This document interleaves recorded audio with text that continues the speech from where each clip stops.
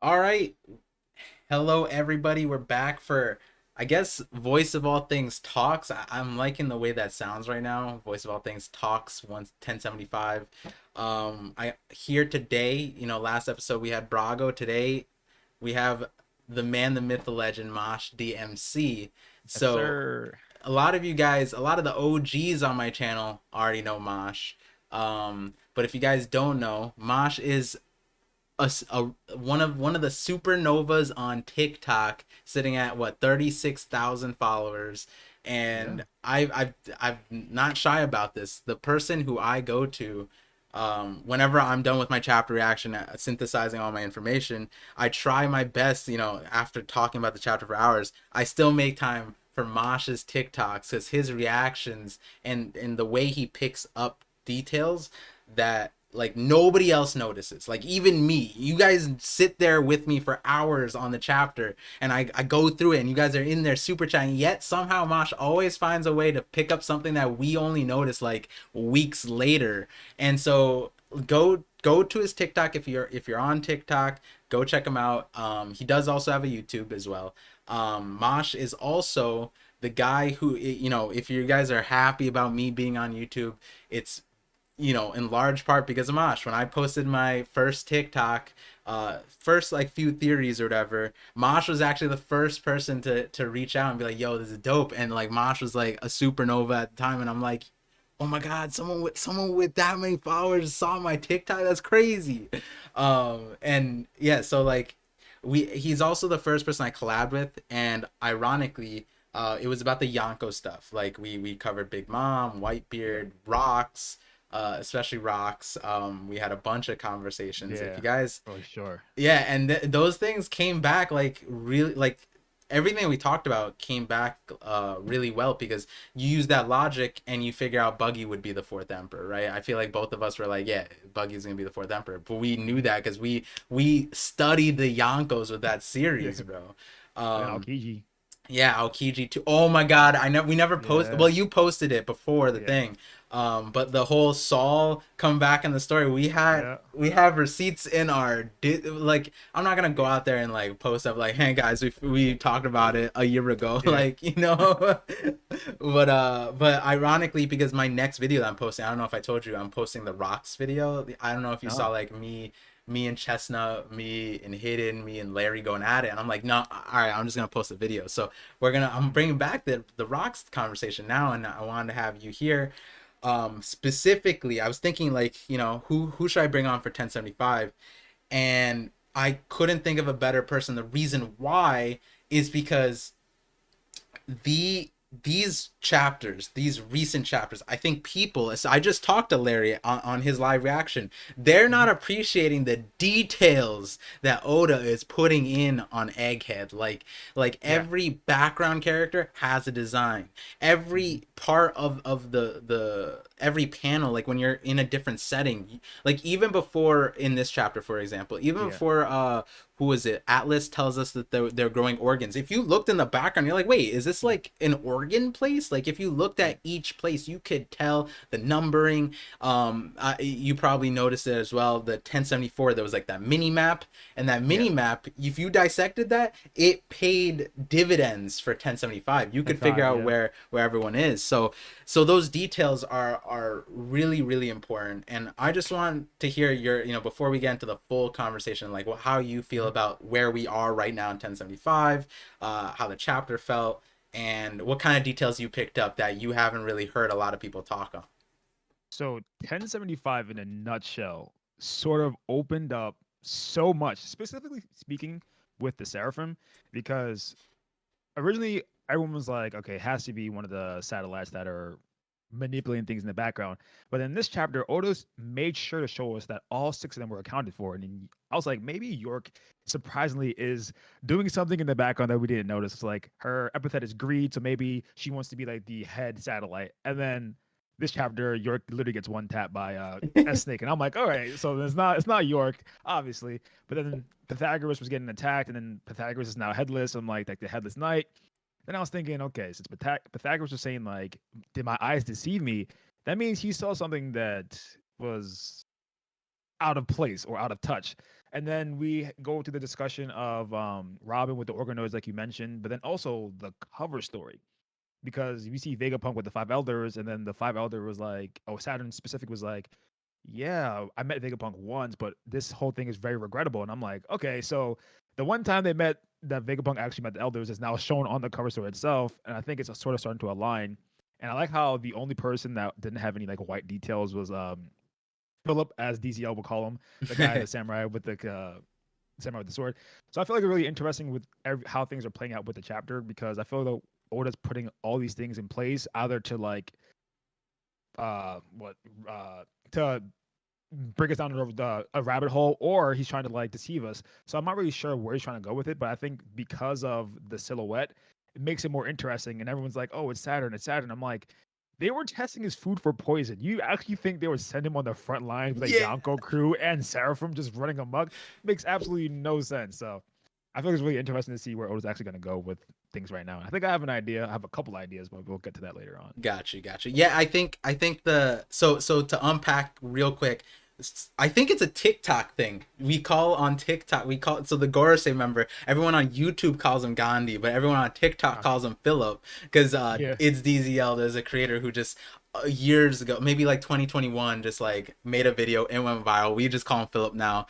I think I might have referenced it in my Wano video because it was mad funny. But yeah, like that's what you hit on is the key thing. Like people, and I don't blame people, right? I don't blame people because I fell into the same thing. I don't know if you were able to catch my Sunday stream where we went Detective Conan, we went Sherlock on the thing, and it was basically looking at every single possible angle, and we ended up landing on pretty close to where 1075 landed with the Seraphims being the attacker. All the Seraphims are rogue. The commands would be override. That there was right now the current understanding but from Shaka is that there's a command that was given most likely by a Vegapunk, because Shaka doesn't wouldn't assume that it's Stella, which to us is a possibility in the future. But the thing is, I went in that stream and I was thinking like Shaka, Lilith, a third party Blackbeard pirates, like so like a lot of the things that were echoing throughout the community. But then I sat down and then Atlas became a suspect to me. I'm like, damn, like when someone in the chat brought up Atlas, and I was like, no way. And then we looked through all of Egghead, and I'm like, hold on, like there is a way Atlas is a suspect. And I think what you're saying, right? Like Oda, you don't know where Oda's gonna go next, and I think that's what Oda's trying to do. He's trying to put details on every single person, so everyone has a motive. Everyone has not a motive. Everyone has an angle, so to Yeah, say. precisely. Yeah.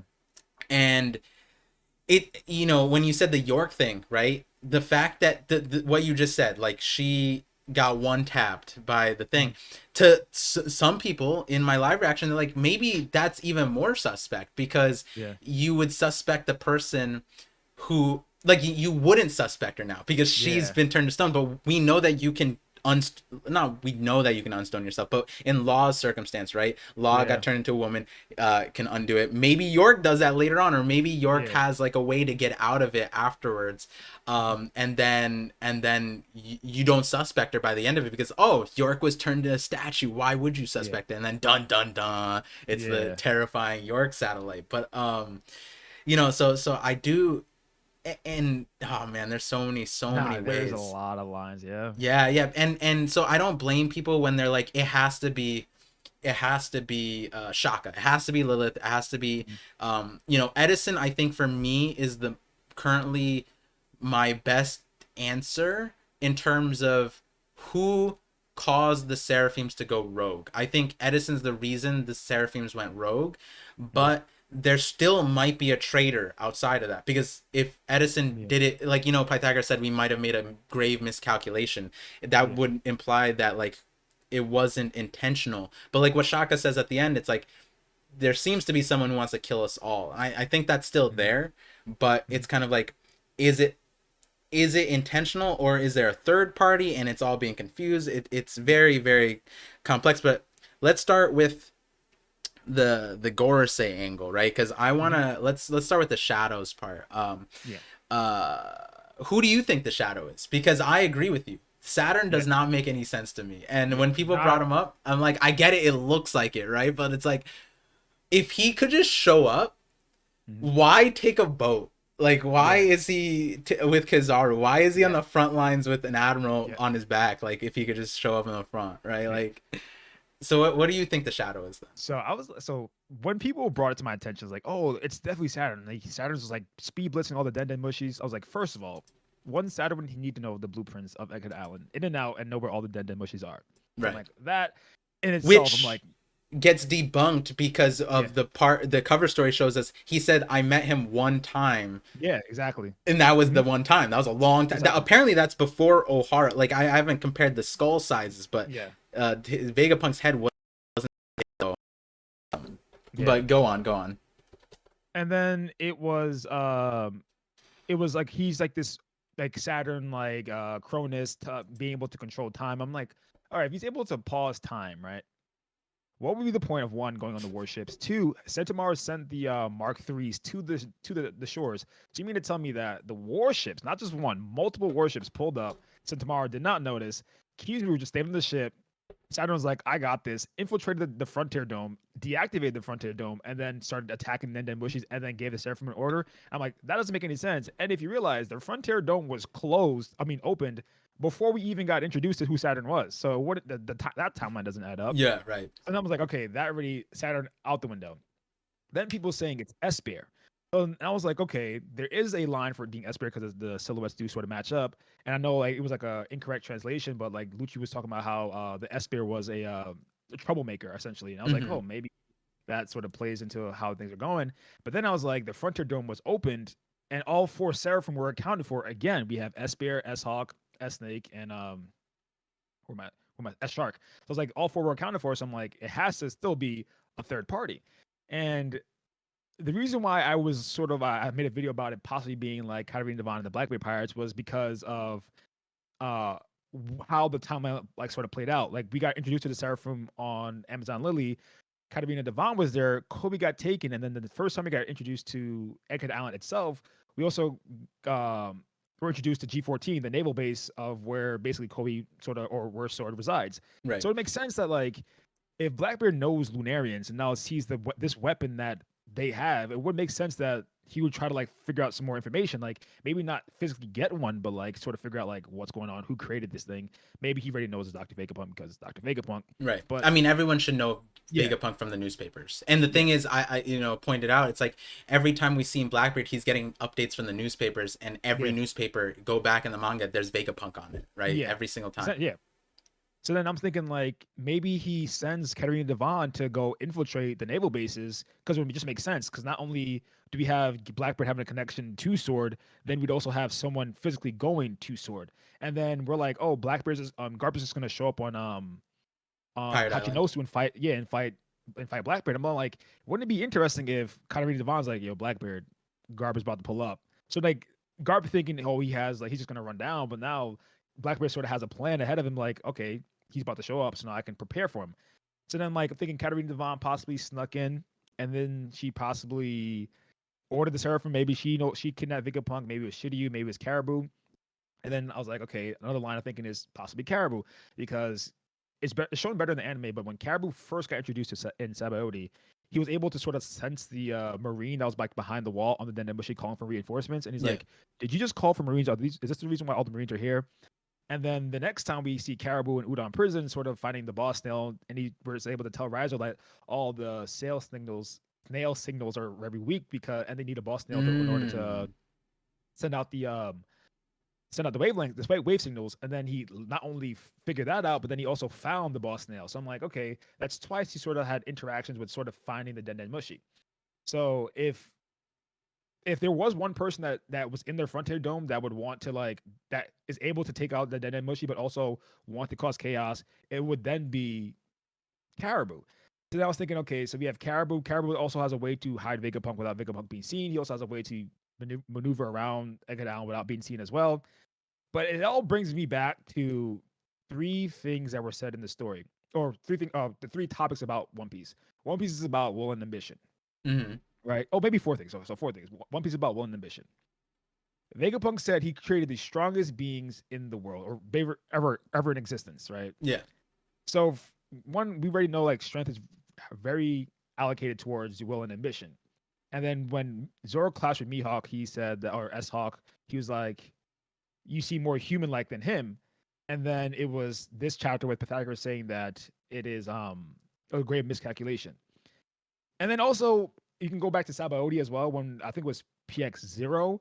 He sort of made a decision for himself when he decided not to attack Kuma because Kuma was defending the Straw Hats, sort of showing that they can have a will of their own. And then we also get Boa S Snake, I think it was. Wait, Yeah, but S Snake. PX0 was didn't the Straw Hats like beat it like Luffy, Zoro, and Sanji took it down, and then the real Kuma No, showed no, up? no. The real Kuma sent him away, sent Oh. PX0 away, if I remember correctly. The way So now I'm that PX, remembering yeah, was Luffy, Zoro, Sanji all used their major attacks, and then yeah, they were winded, and then the real Kuma showed up, and they're like, "Wait, yeah. we can't do this," you know? Like it It was was like, so it was. I know I can't remember if it was PX0 or PX1, but I know one of those two were sent away by Kuma himself because they didn't attack Kuma because Kuma was a warlord at the time. got it. Okay. And then the only Seraphim we saw talk so far was S Hawk. I mean S Snake. And the thing is, it was very interesting because like no one like sort of like talked about it, but like all the other Seraphim don't really do anything. But S Snake it was the first one to be introduced, the first one to talk, and then the first one to actually show how have like a rebellious side by attacking Lilith. So I'm Hmm. like, maybe they're trying to say something, like maybe they literally have a will of their own. The miscalculation was thinking they can control the most powerful, the strongest being that ever created in the world. So that my Right. thought process is like now it may be not just one person, but it may be a lot of people with plans that are all just aligning together. Like Blackbeard's aligning, Caribou's aligning, and also the Seraphim are all aligning together. Like Caribou wants to escape Egghead Island. The Blackbeard possibly wants something from Egghead Island, and the Seraphim want to escape and be their own person instead of being caged like Kuma. And that's sort of why I feel like they sort of develop their own personality because they don't want to be like these like Got it. people who just like follow orders all the time. They Yeah. want to be their own person. Yeah. So that would make sense as to why right now like everything's so confusing and there's multiple different things. It might not Mhm. necessarily be that these people are being intentional in the grand scheme, but right now it feels like whoever's orchestrating it is like a Doflamingo mastermind kind of thing Mhm. when it's not that. It's a And it coincidence could be, of a bunch of things. Now, with just real quick going back to the yeah. caribou thing, see like the shadow part is interesting to me because like I don't even know what the purpose of doing that shadow thing is. It doesn't Mhm. cuz like when you think about it, right? All Mhm. it did was insert like uncertainty into this chapter, right? Because Mhm. later on we get a reveal that Boa, the S Snake, S Hawk, they're all doing something, right? That Mhm. shadow, if it were the Seraphims, right, it also doesn't make sense because like it's like we got them revealed in this thing, so Yeah. is it just them? So that's why I do think it is someone outside the Seraphims. I do like Mhm. the caribou thing, but it might not be as nefarious now that I think about it because something. So someone brought up the whole like, oh, in Udon, the Denden Mushi thing. I forgot about the Sabaody thing because yeah, you're Mhm. right. That is multiple times where he just has Mhm. like a connection to the Denden Mushis in some weird way. So it wouldn't be too weird for it to be here, Yeah. but it would be funny if the reason why he was grabbing it wasn't necessarily like it looks all sinister, but Mhm. what if it was like, wait, there's a Denden Mushi, I could call for help, you know? Mhm. And then so he's like Yeah. reaching out and he's like, help, help, help, help. Yeah. And then like it gets deactivated because there's someone attacking Yeah. caribou or whatever. Because and it might be a seraphim that's attacking him because Yeah. if the seraphims order, for example, you know, we'll go back to the sentience of the seraphims in a little bit, but Mhm. if their order that we discussed on the channel prior was like protect Vegapunk, then any foreign entity would also be targeted, right? The only thing Mhm. in that line of logic that would be protected essentially would be the Straw Hats Wait.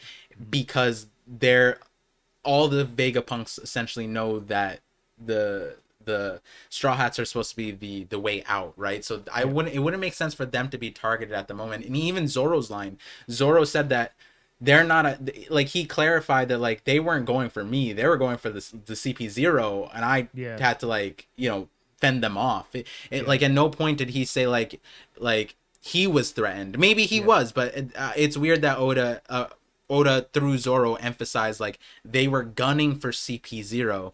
And like who You knows? also What if you, Zoro you just also got to stood remember there? who. You also remember who though. So you remember Esper essentially went for CP0, but then S Snake went for Lilith and the other Straw Hats. So that sort of just adds like a little bit more like intrigue into that situation because Esper was ready with CP0, and the thing is, Esper sort of like knows. They think he's not sentient, right? Remember, they think he's just a Oh. robot, but at the same time, everything they're talking about, he's hearing and like taking it in himself. And like they already talked about Lucia Kingdom, and then that Mm-hmm. even them mentioning Lucia Kingdom could get them killed. But at the same time, like we don't know if Esper like knows something about Lucia Yeah. Kingdom, maybe even possibly we're about to find out about Kuma's memories. So I'm Yeah. saying Yeah. Yeah. even that may like be a thing like that may play a factor in it as well. Right, right. Real quick, Mm-hmm. pause for the viewers right now, Mm-hmm. to let you guys know, like the way me and Mosh talk, it's almost like we talk in like not even spark notes. Like he'll just say like Yeah. three words disjointed, and I'll get it. And like you could like I've spoken about this too with like when you talk to like a One Piece content creator because they know the story so well. I don't need to make a YouTube video for them. I could explain it in like 2 minutes, but for the general public, you need a YouTube video to fill in the gaps, right? So me and Mosh, we end up talking a lot very quickly, and then we catch each other's notes. And something that I just realized was like Mosh hasn't heard about like the Detective Par streams and what we concluded there. So everyone on here, it'd be broken record for you guys about like what we concluded. But Mosh, real quick, um, so that stream we sat down for 4 hours and Mm-hmm. we predicted that Pythagoras would have lived because the way he was introduced, his head detached, and so that was shown here, right? Like he Mm-hmm. survived all that, right? The next thing we were saying was that the Seraphims are the attackers, and the reason why that's really cool is it's still open-ended, right? It's Mm-hmm. open-ended because you also mentioned it, there's three different lines of logic. They're either under an order, uh Saturn could be here by by at 1074. It's like Saturn could be there Mm-hmm. and through some plot twist, right? By 1075, I don't think so. In the way that it was shown, I don't think it would be Saturn. But and it could, and another option could be it's a Stella giving the order. I kind of stray away from the Stella part giving this order. But now the important part is the order, right? The order could have just been protect Vegapunk, and it would parallel in 1074 because 1074 Sentimaru told the PX the Mark threes at all costs, at any cost, gets Vegapunk off of this island. Make sure he gets off this island. Now, if you were Edison, for example, the reason why Edison's important is because he's the last person to give an order, and he's the Mm-hmm. last person to be in the presence of the Seraphims in 1073, 1074. And so his order could have been exactly what Sentomaru said. At all costs, protect Stella and get him off of this island. So if Mm-hmm. you took that order and extrapolated, well, then CP0 is a threat. The satellites are all a threat. Why are the satellites a threat? Because they're the people who can take down the dome security. So the dome security going down is a major threat. So Mm-hmm. all of those things could lead the Seraphims to do exactly what they're doing in this chapter. And that could be why they're not targeting the Straw Hats. And now Mm-hmm. the sentience angle I like because Shaka introduced to us the concept that they have a limited capacity to make their own decisions if they're essentially at a Battle. stalemate, right? Like Yeah. yeah, if Yeah. they're out of battle. So in the CP0's case, they didn't give them an order, but they followed them up because they were Mm-hmm. like their decision making was like, yo, uh this is a better course of action for us. And then CP0 took advantage of that, but then Edison might have not given an order and just Mm-hmm. said hold your horses, and then boom, we have a situation where the Seraphims go into kick into their own gear, and Mm-hmm. it could still be that their prerogative is to protect the Stella. But Mm-hmm. what you said was really crazy because if Kuma went to CP0, well, that makes a lot of sense because he has firsthand experience of the CP0 Mm-hmm. and how much of a threat they are, which would like Stella. Which then, if you use that logic backwards, why did Mm-hmm. Esne go after Pythagoras? That's Yeah. crazy. So then you could, because I don't know if it was on the call or at the beginning of the call. Viewers know at the end of the day, there's still probably a traitor there, or a Yeah. traitor, or there's an entity on the Yeah. island or at Labo phase Mm-hmm. that has ill intentions, and it's Yeah. like the question is it targeted, or is it like you're saying, is it a coincidence that all Yeah. of these things are lining up? Yeah. But And oh my you god, know what's if crazier to think about too yeah, yeah. is one is Espier's power, right? So like obviously Stella's missing, right? Right? We don't know. And I remember I already had this discussion about possibly Kuma's actually going to Egghead Island to send Vegapunk to the moon.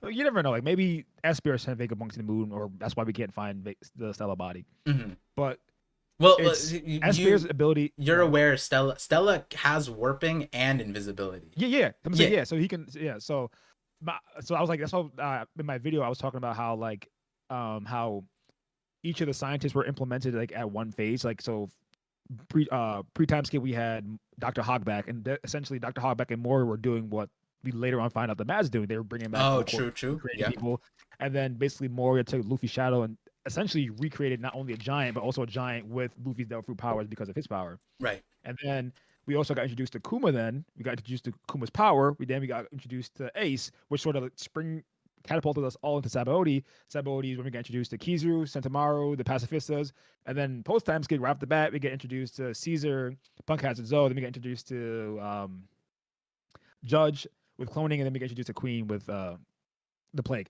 So essentially, like we're following the scientists like from the beginning to end, and if we're Egghead is supposed to mirror Sabaody, then essentially Kuma's ability is going to come into play somehow, some way, right? Separating the strats going to where they need to go. And if that's the case, why not be the same way with possibly Luffy, Lazoro, maybe, or the Stella body being sent somewhere with Espier's power? But if he's rogue, right, and say Vegapunk is just hiding somewhere because he obviously he's being attacked by the Seraphim, um, S Shark has the same ability. He can literally swim through like the floors to get literally anywhere in Egghead Island, and True. he's the only one we didn't see in this chapter. So I'm like, it could be a possibility that he's hiding Vegapunk somewhere as well. So I just wanted to throw that out there. But also, you remember we mentioned before, like someone in the shadows, like manipulating everything. Like we've gotten 4 of the warlords. Right. So technically speaking, we should still have 3 more. Mm-hmm. And the one who's capable of controlling things in the shadow, like we mentioned earlier in this call, was Doflamingo. So like you never know. Like we ever following along the lines of like S Snake, S Hawk, like the animals, like S Flamingo could be that person. Yeah. And just to add a little bit more to what we talked about earlier with them being sentient, being the strongest beings that they ever created, that you're not only taking the DNA from these strong pirates, but essentially the only one that talked so far was a Snake, and Boa has Conqueror's Haki. Yeah, I knew that was where you're going, and you're gonna And say, then, and "Oh then no, if that's just say he actually made S Flamingo, you're not only copying someone, but now you're also copying someone with Conqueror's Haki. We don't know if you can actually copy over Haki, yo." but they already talked about how like the experiences can be copied over essentially like from their original body. So if S Flamingo and S Snake have like some sentience, it could be possible that the Conqueror's Haki is the reason why they're able to like sort Oh. of break away from the command. Because like an See, wait, hold on, hold undying on, spirit, hold it on. makes the most sense that they're not going to be able to follow. They're not going to follow orders. See, And this is what Boa, I mean, yeah, guys. This is what I mean. Like that, I didn't even think about that. Where it's like, wait, yeah, Bear and Hawk have not spoken. This would be crazy if this is the way to confirm that Mihawk does not have conquerors. If you could extrapolate that way. The yeah, thing is, the question though is Jinbei S Shark, because he. I don't know if you're still on the boat, but me and you were on the boat that yeah, Jinbei had conquerors, and it was yeah, shown in the manga. Then the yeah, anime got more people on the boat, and we're like, we've been yeah, on that shit since like yeah, 2 years ago. Come yeah, on, but like, but the overarching point being that at the moment, in terms of canon confirmed, there's no doubt in my mind. Boa conquers, yes, mhm, she is the only one who's had a personality so far and has spoken. Even when Snake or Hawk was fighting Zoro, like he didn't say speak, anything, but he yeah, sweated. mhm, Yo, if S Mingo shows mhm, up and it can talk, Oh, that's such a cool thing. Oh my god, and that would be crazy because Yeah, that gives a whole nuance to Conquerors and even like the yeah, Void Sentry concept because mhm, like if cloning, if all that stuff yeah, existed in the Void Sentry, right? And it was a yeah, way to control people, well, you mhm, can't control Conquerors regardless. And so it mhm, could still be they were like, "Oh, we fixed it. We cloned them. We erased these things, memories, yeah, whatever." But you can't erase a Conqueror. That'd be yeah. wild. And to Oh. add on to it, right? So like everyone's saying you get the 7 old warlords. So my thought process is no, we only get the 5 because 2 of them were defeated pre-time skip. Remember, Crocodile was still a pirate trying to find the ancient weapon, was defeated by Luffy, and then Uh-huh. also then Gekomori was defeated. So it could be a situation like remember the pacifists were just built at the end of Thriller Bark, right? So Vegapunk having the knowledge to not only to he could obviously take the Delphi and put it into inanimate objects. So that was part one. So his DNA splicing and creating cyborgs was still in like testing phases at the end of Thriller Bark. So Mora being defeated and also Crocodile being defeated and being exiled from the warlord positions sort of makes it so that those two wouldn't actually have a Seraphim. But the 5 that would be Jinbei because Jinbei was still imprisoned at the time. We have S Hawk, S Bear, S Snake, and then Doflamingo would be 5. So we only have 5 instead of the actual 7 because Luffy already defeated 2. But Doflamingo was post time. Crocodile and Jinbei were in Impel Down at the same time, right? But I'm saying like because Jinbei didn't defect from being a warlord. Actually, the time I sort of is no Jinbei didn't get arrested until he denied the call to come to a Marineford, right? Marineford. Yeah, Possibly. That might was that the reason? Yeah, I guess that was the reason yeah. because they were So asking then him to yeah, counter Whitebeard and he was like, yeah. "No." Yeah, Okay. so I'm saying like Crocodile like one I think How did they catch also Jinbei? Wait, hold on. Like, sorry. yeah, It's just like now yeah, I no, think you're about it, fine. Jinbei should have Yeah, swam away. Like what? yeah. But continue, continue. But I'm saying like the reason why because one not only did Crocodile already lose, like Crocodile lost to Luffy. You know what I'm saying? Like essentially that could be a way to like sort of like X him out, saying like what's the point of Mm. like bringing him back and he just lost. Essentially with Gecko Moria, they were trying to get rid of Gecko Moria because he lost to Luffy. So he's And never they lost against Mihawk, Boa, Jinbei, and Kuma. yeah. But Kuma was the first. Like Kuma already they were making pacifists based on Kuma True, true, true, true, regardless. true. And then Doflamingo was post time skip and Doflamingo was a celestial dragon.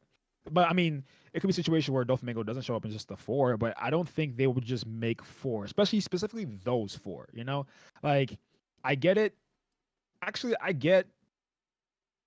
I get Kuma because he was the first. S Hawk, it's Mihawk, why not? Bo was iffy, but Bo was a conqueror, so maybe they wanted Boa to be stronger, and the Devil Fruit. And then you have S Shark, but like he's a fisherman. Like making a fisherman Lunarian is the most broken. Like I mentioned before, like Yeah, a fisherman, like if you can use his Lunarian abilities in water, like yeah, you that'd be know, wild. Yeah, yeah, for sure. exactly. And now you get his swim fruit, so essentially technically can. But then you have Doflamingo. Like Doflamingo is like So he's a celestial dragon. you're on the boat Okay. right now that they're Mingo. A lot of people are reaching for Moria, but you're saying based off of the logic that Crocodile and Moria were defeated, Yeah, Moria might not exist. Moria wasn't ever captured either.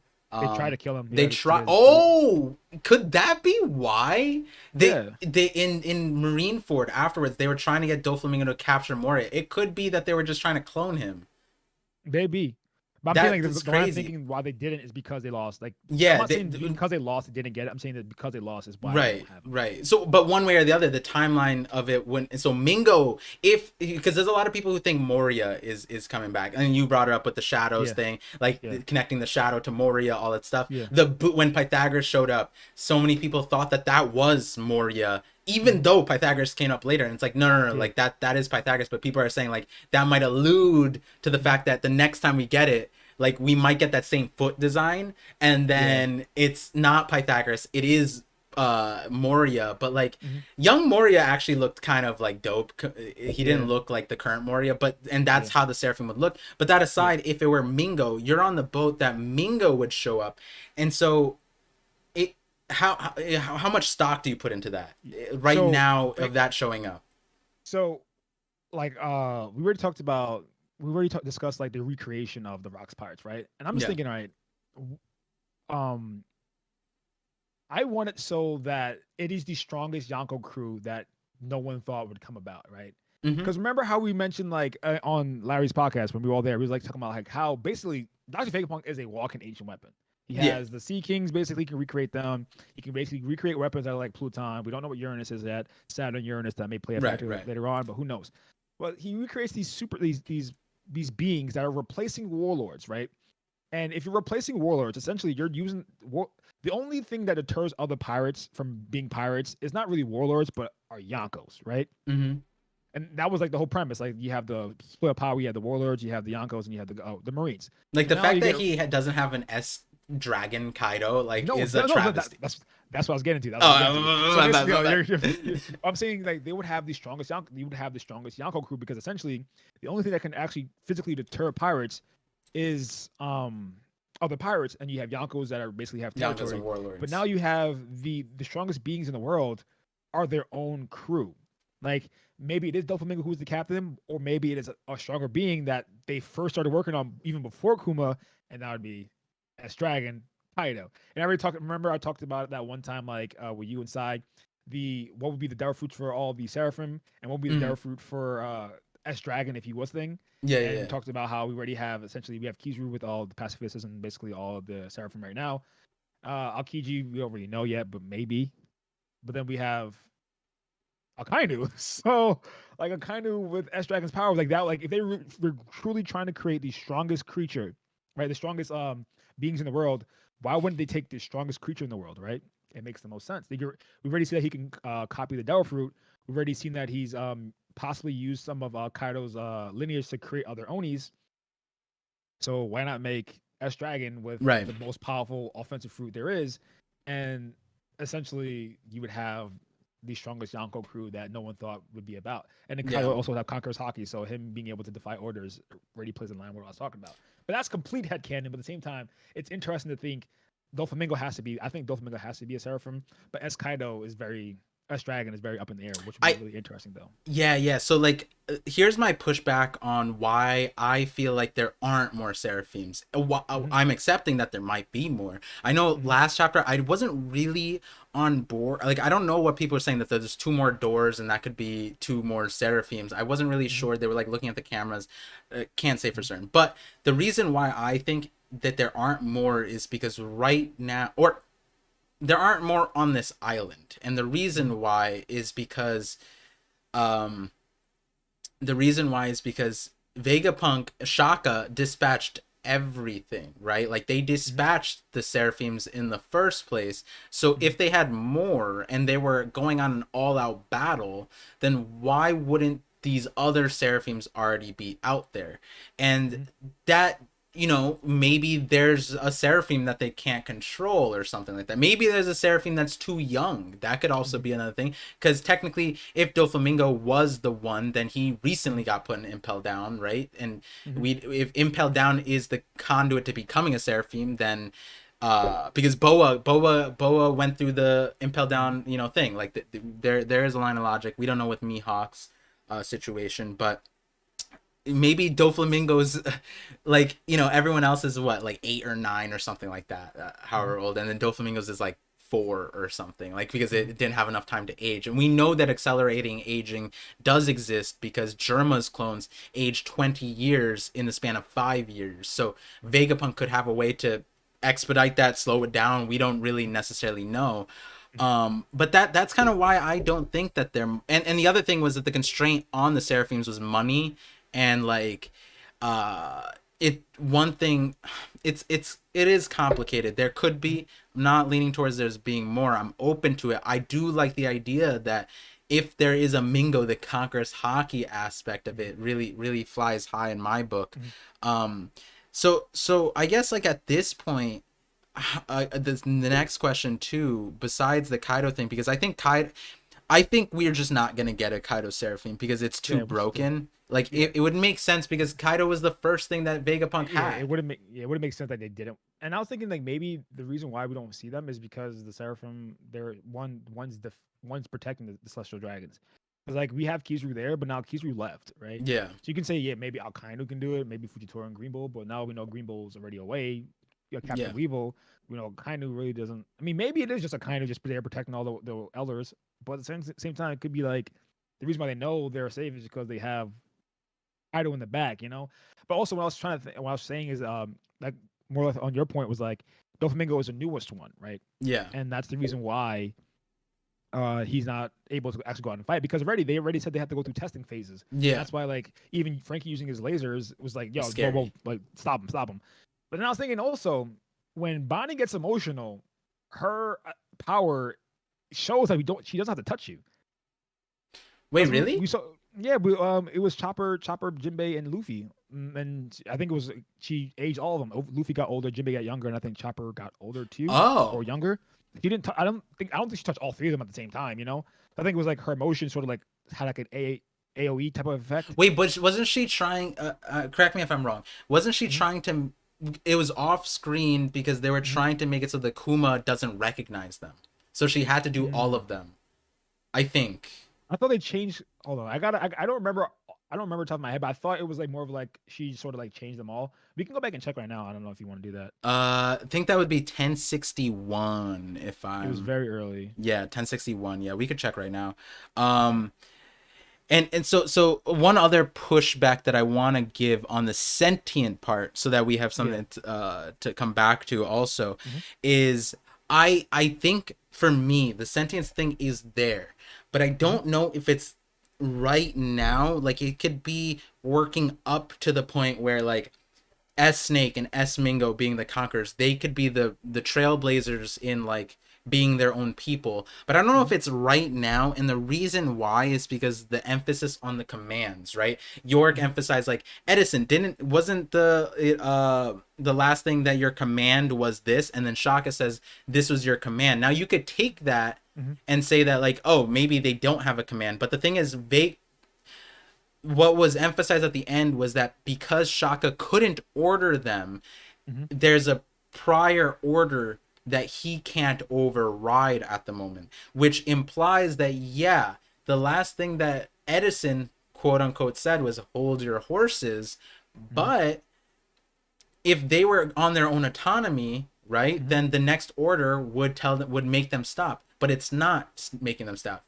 Lilith couldn't stop them. Shaka couldn't stop them. Mm-hmm. Um, we don't know, but I would imagine Pythagoras tried to stop them in the time that he was being blown up. But like, Mm-hmm. so that would kind of imply to me that there is an order on the Seraphims right Mm-hmm. now, and people are taking that and saying like, well, if Vegapunks can't override their own orders, then it has to be someone higher. So Mm-hmm. Stella or the Gorosei thing. I think both of us eliminate the Saint Saturn angle because Mm-hmm. it doesn't make sense for him to be here. And a lot of people seem to forget that you can't give orders through Den Mushi, so he couldn't have Yeah. done that. Now, to throw out some other extrapolations that people have made, some people think that like, hey, we don't know all the Saint Saturn's powers. Maybe he has Mm-hmm. astral projection, and Mm-hmm. it's like I was like, okay, like we I'm not going to close the door on Saint Saturn and the Gorosei having crazy powers. Sure, that's not something I can particularly theorize at the moment. But then, a lukewarm version of that is maybe he has a crazy version of Voice of All Things, and we know now that hey, they have some kind of sentience. Maybe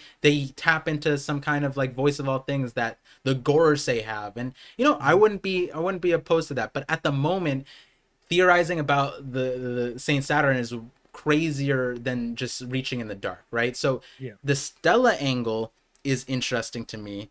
Yeah. Um The and big I thing. Oh, yeah. Go but, ahead. but so like I'm just curious what you think about that because I think like for me the AI the sentience thing I think that plays a role at the end of the Egghead arc. Right Yeah. now we're not at the end, we're at like the middle before the climax, and so like Mm-hmm. it might be at the end of it these creations, Yeah.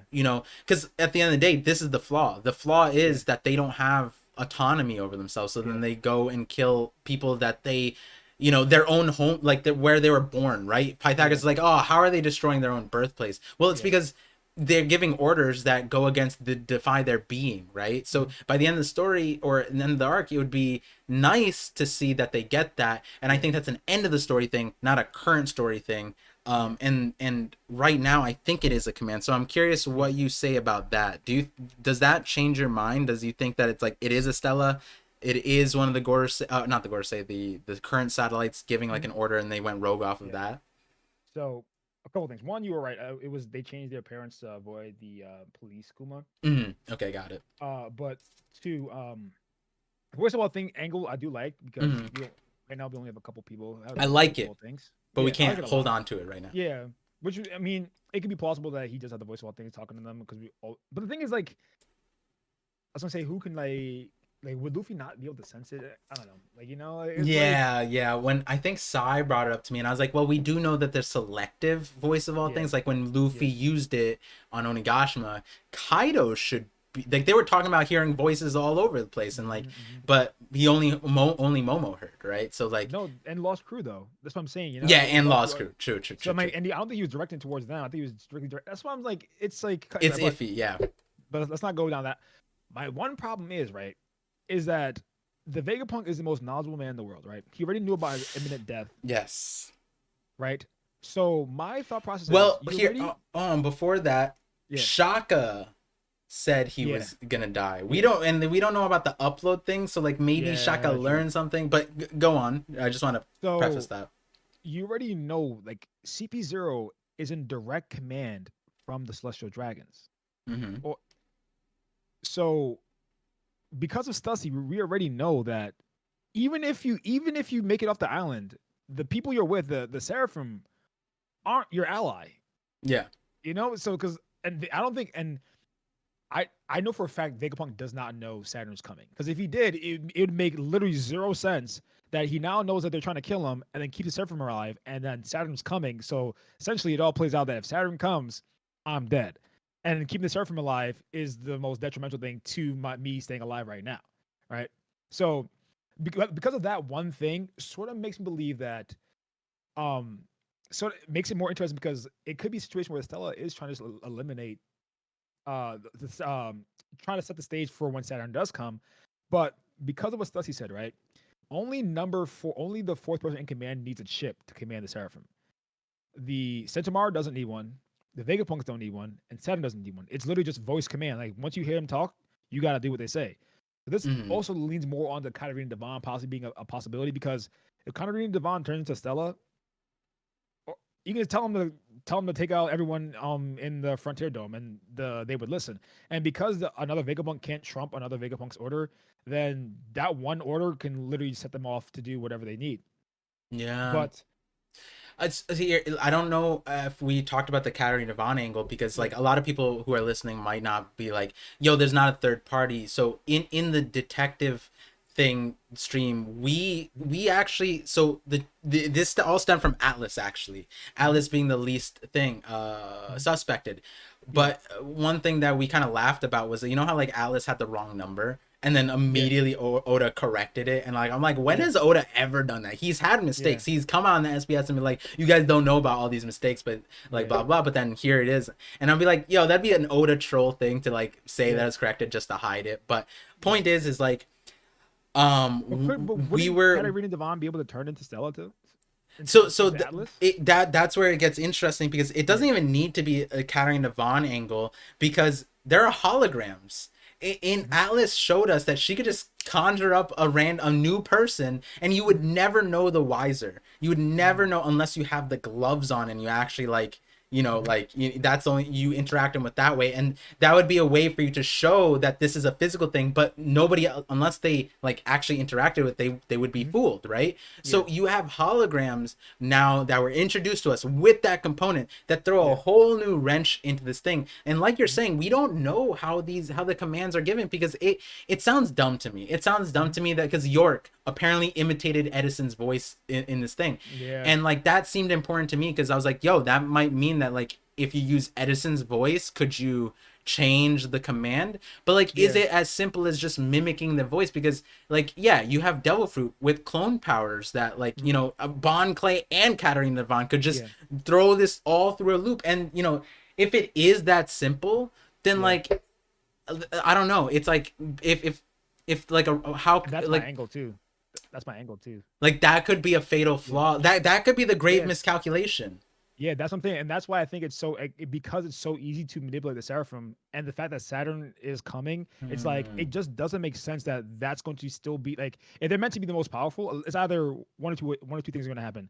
Either they're all going to get destroyed right now, like that's just the case, because I don't think they're going to be able to stay on Egghead Island. I think Egghead Island is going to be destroyed. So either they Saturn comes and takes all the Seraphim, and now you basically handed the Marines like this overwhelming power, or they get destroyed by possibly Straw Hats or whoever, and that's just a waste, right? Right. So that's why I like the angle that they are sentient and have decisions for themselves, because if they are able to think and know that we're taking orders from this person, because, and I'm bringing you back, because of Kuma's power, they can literally take out that portion of their body that makes them listen to command. Oh, wow, that's They can remove crazy. them, and then and to stick on the Kuma's line right now. Remember, so CP0 went to Egghead Allen in order to assassinate Dr. Vegapunk, right? Yeah, yeah, And yeah. then when we got the panel with Akainu, he was like, "Oh, where's Kizaru?" And he's like, "Oh, Kizaru is going to Egghead Island for a prior operation," Hmm. which means it is completely separate from what CP0 is doing. But the prior operation has to involve Saturn, right? So it could be a situation where he's going to just retrieve the Seraphim, which is plausible, obviously. But at the same time, like, is that really all there is, right? Like, just they're just going to retrieve this because Kizaru could just go and like get him himself. Like, Sentomaru's there. This Kizaru, like, he doesn't necessarily need to fight Vegapunk. He's like, he's an admiral. Like, I need the Seraphim. Please give him to me, and they're gonna listen. And if they don't, it's an admiral. Like, what are they gonna do? You know what I'm saying? Yeah. But it makes the most sense that Saturn's possibly going there for someone going there for The Seraphim. the Seraphim. But remember, we watched Avatar, right? Hmm. So we watched Avatar too. Yeah. Yeah. Yes. Oh, you're that Avatar. No, I haven't watched that. No. Oh, okay. So I'll just leave that in. I won't talk about it. Got it. But essentially, okay. So, but what I'm thinking that right now is that Robin was walking through, and Robin saw these organoids, right? So Uh-huh. basically, these organisms that could possibly recreate body parts of a human. But she also originally thought they were Vegapunks. So essentially, they're recreating humans altogether. We know clones are a thing as well. Hmm. And what do we learn also on Egghead Island about Kuma's power? Memories. You He can can. detach memories, and remember they because of this whole thing with chapter 1075 in the beginning, right? And what Saturn said before, Saturn said that we met Vegapunk one time, but everything is most regrettable, right? So it is it a situation where he only met him one time, or he doesn't remember meeting him again because the reason why the Gorosei are so did not age and Vegapunk aged to this old man is because they're growing the Gorosei and just giving them the memories of the old previous Gorosei, and that's how they're remaining that young, because essentially they're just recreating the same person over and over again and just giving them the memories, and they're not aging because essentially they're just recreating a new body every single time with the memories of the past Gorosei. Yeah, that is another angle. So like, to catch people up, like the prior Yeah, operation is still in the dark, right? yeah, Whether it's connected Seraphims, it might not be. It could be completely separate. hmm I really liked what you said about Kuma's power being the way that they get their autonomy. They could reject whatever thing is forcing them to take commands. And the way I currently, because you said that, I hmm like the idea that the Gorosei is coming for the Seraphim rather than like some immortality hack, clone hmm hack. I like that angle more.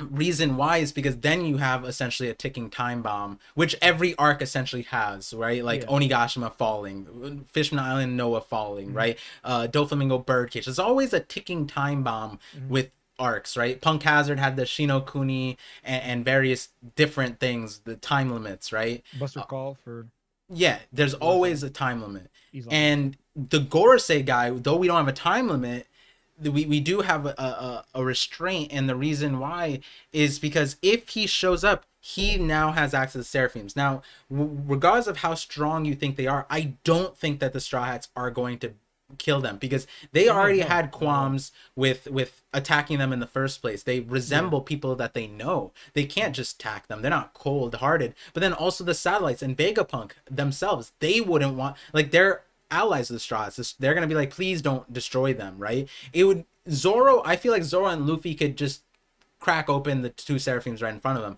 But this Mhm. restraint is that they won't. And that's probably where Lucci and Kaku are going to come in. They're going to try and destroy it and be like, no, stop. And that might be where their alliance has issues. Like, it's so much easier if we just Mhm. disable them. We can easily do this. But Luffy and Zoro are like, no, that's not what Shaka wants. That's not what the Vegapunks want. No, you're not killing Kuma. No, you're Mhm. not killing whatever. These are people. And Zoro's going to be like, there's humanity in there, right? They're going to stop Mhm. them, right? Yeah.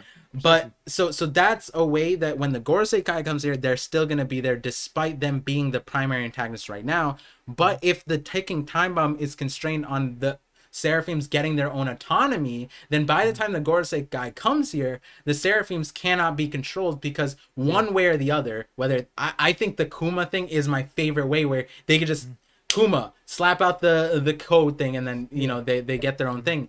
But then you said something interesting, right? Like if Mingo comes in, right, S Mingo, and then they form their own crew, so to say, right, their own band. Like, how would that play if they're just this own unit that goes? It almost makes sense that they would have to tag along with the Straw Hats then. No, but the thing is, and that's why the memories are. I was talking about the memories are a big thing, is Yeah, because I think we've only saw Kuma's memories, right? yeah, And that's why I was talking about the Gorosei memories, because like the reason why the Gorosei is coming is because his memories are stored somewhere, and the knowledge that he has is like broken. Like he has a lot, he knows a lot. yeah. But what I'm trying to say is that if they can attach themselves to records, right? Like the Stellas, Uh in some huh. way, shape, or form, they would have knowledge of the entire world. So, and this is like my best way to like sum it up. So, in like fantasy and lore, right? You know, like how the pinnacle is like always dragons, right? Uh huh. And like how in this story, like king sort of imitates a dragon, but at the same time, like a lot of how dragons are described in like fantasy stories is that like as soon as they're born, they understand the workings of the world right off the bat. They don't have to age in order to gain experience, in order to understand everything. They're just born that way, right? Uh huh. So if they're able to somehow connect even like remotely with the punk records or something like that, I think punk record is going to play a big factor in everything that's going to happen because of the amount of information that's stored inside there. If they're able to garner like some like even partial of the information in the world, right? They can not only become their crew and go off, but they're now, like I said, another Yonko crew buying for the One Piece. And this is why I wanted and this is like part of my video I was gonna make. But essentially, remember what Hidden talked about with the Joy Boy and Lunarians, and Yeah. how Lunarians had played a big part in it. Well, Lunarians are killed off, but here we have 4 new Lunarians, possibly 5, maybe 6, and definitely 7 with King, so definitely 5, but maybe 7. And then now we have technically the 7 warlords we were talking about before, or the 7 Lunarians that are going out doing stuff. And now they would then go off and be their own crew to possibly either find the One Piece, find the ancient kingdom that may tie directly to Lunarians themselves, or I don't know, just go off and try to like reproduce and recreate the Lunarian race. Like who knows? But Mm-hmm. I think it's gonna play a factor in if they do get their own autonomy. Sorry, I pronounced it wrong, but anyway, if they do gain their own, that they would then be a force in the world doing their own thing, and it could be going for the One Piece or just trying to like live their own life and gain experiences. And I think the biggest like thing that could happen is if Boa as Snake meets Luffy. And I think if that happens, then we'll get a better understanding of okay, these The people they capacity. yeah they know what they're doing. Did she already meet Luffy? No, she didn't. Who's she pointing to? She was protecting the thing. Uh, did I don't think they spoke. No, She she just point to the rocket, right? Was that Yeah. Luffy? Yeah, Luffy was in that rocket. Yeah, yeah. Luffy was Yeah, in so that what's her? rocket. Yeah, so then yeah, she already met Luffy, and that's how she acted. Let me double check that. 1070 I believe would be where that is. Yeah, Yeah. right here. Um I just Or thought is of it Jinbei? another crazy thing and I want to take the moment to just talk about this real quick Mm-hmm. is like like people always say like I have crazy ideas but it's like when me and Mosh talk we talk so much more than like anything and then you guys can see like Mosh always brings in references from other stories and that's like truthfully a really cool thing about Mosh always thinks about like the writing perspective and like other writing references that's common tropes and things like that so it does give a very cool angle when you're looking at the story. Let me see. I think I see the rocket thing. I It see. was Chopper and Jinbei, and then Luffy got pointed by Sentomaru, I believe. I think that's what it was. Yeah, it's 1070. It says that's the Bo was saying that's the vacuum rocket. Chopper's asking, "Oh, this way, hurry!" Chopper and Jinbei. Insolence, I'm only following my orders and nothing more. Hey, Luffy, hurry up! And then so there's no interaction between Boa and or S Snake and Luffy. Mm-hmm. Um, she's just acting like that because that's her. I Mm-hmm. was thinking of another crazy thing because of the Gorosei angle, where like you were saying, they insert the memories into. their own versions. But what if the whole point, we only have 4? What if the whole point of the Seraphims was to insert the Gorosei into the Seraphims, their memories into them, and then they would have the ultimate bodies, right? Because right now they're in the immortal whatever versions. That could be another angle, but that led me to another idea where it's like, right now we have what, Pythagoras and Edison are robots. We have York, Lilith, Shaka. Shaka could be a humanoid also. So York, Lilith, and Shaka are the human. Wait, am I missing one? Who'd you say? Pythagoras is a robot. Edison is a robot. Yeah. York, Humanoid. Lilith, humanoid, and Edison. Shaka. Wait, that's 5. Why am I missing one? Edison. No, I said Edison. Edison, Pythagoras are robots. Edison. Oh, what's this list? Edison, Pythagoras, Lilith, Shaka, York, Atlas. Alice is a weird one, right? Because she has replacement parts. But then we have the organoid thing. It's like Atlas seems to be a robot because we saw her face get bashed in. So 3 robots and 3 humanoids, right? If Shaka's a humanoid. And then there's Stella. And I was thinking, like, wait, we have 4 Seraphims. What if the play is they insert... That's how Vegapunk, like, they insert Vegapunk's memories into the Seraphims. Because, like, yeah, they could be their own unit and their own Yonko crew in that way. But another thing is they could also be the bodies. But then that takes away their own sentience thing. Yes. But then you would essentially have just a clone of Boa running around. Like, Boa just have a little sister running around, right? Like, and that's why I'm saying, like, Punk Records, because it's not... He's saying a way to, like, give the information to all people. So it's not like they're getting memories; they're just getting information of the connection, right? Yeah. So it's not like they're. And the thing is, like, it may not be a situation where, like, not all of them. It could be a situation where, like, if Vegapunk finds out that, it could be a situation where Saturn comes to the shore, and because of that, they try to basically like make the Seraphim their own. But I like the idea that they're trying to do it themselves. You know, like, I don't know. Yeah, no. Very interesting. It has to be a third party though, regardless, because they wouldn't have to put the Frontier Dome down. Okay, so that's actually part of the last part that I want to get to. I know we were going a little bit more overtime than we had originally planned, which part of the course. But so, like, I think what we can gather is that the Seraphim angle is more complex than we could ever like. I think when you come off of a chapter, right? Like, I've seen countless of reactions at this point. Of 1075, and it's a very not linear line of thinking, but not that many people put that much stock into the Seraphims and how complex their sentience can be. It could be as extreme as, we have Conquerors being cloned, right? Wait. No, hit me with it. So you remember, like, in those cover story, right? Yeah, the Automata. And there was 4 that basically had, like, their own person. Like, they all had, the other ones had emotions, but those 4 had their own emotions. Yeah. So you know what I'm saying? So, like, it's possible for them to, like, literally be their own people, even if they're just cyborgs. And these are the most powerful beings copied from the and DNA they were the under Dr. Tsukimi years ago. Now you think of Dr. Vegapunk, who on Vegapunk's island. Yeah. A lot of people make the parallel there. Yeah. Those things, and I already talked about this in a video where I was saying, like, those like Dr. Tsukimi could have been a Stella or a satellite, but if the automata, imagine the automatas were his satellites in the same way that right now it's like, if Vegapunk died, would they necessarily die? That's still a question that we're pondering. It doesn't seem like, as they're clones of his personalities, completely separate. So if you were to kill Vegapunk, what would the satellites do? Oh, okay. Wait, and it's the 4 and 4. That's the thing that really gets me. It's the 4 and 4 with Dr. Tsukimi versus Dr. Vegapunk. And then Dr. Tsukimi had this knowledge years ago. Specific. I just, okay, my biggest thing from taking from that is that, like, if you're able to build cyborgs with their own personality, there's no way you'd build Seraphim just to be, like, this blank figure. And we've already seen that they already have their own emotions. Well, Mihawk reacting, but definitely S Snake acting the way she did. So it's like, it's very plausible for, like, them to be gaining their own, like, sentience. And then I mentioned the whole thing with Kuma.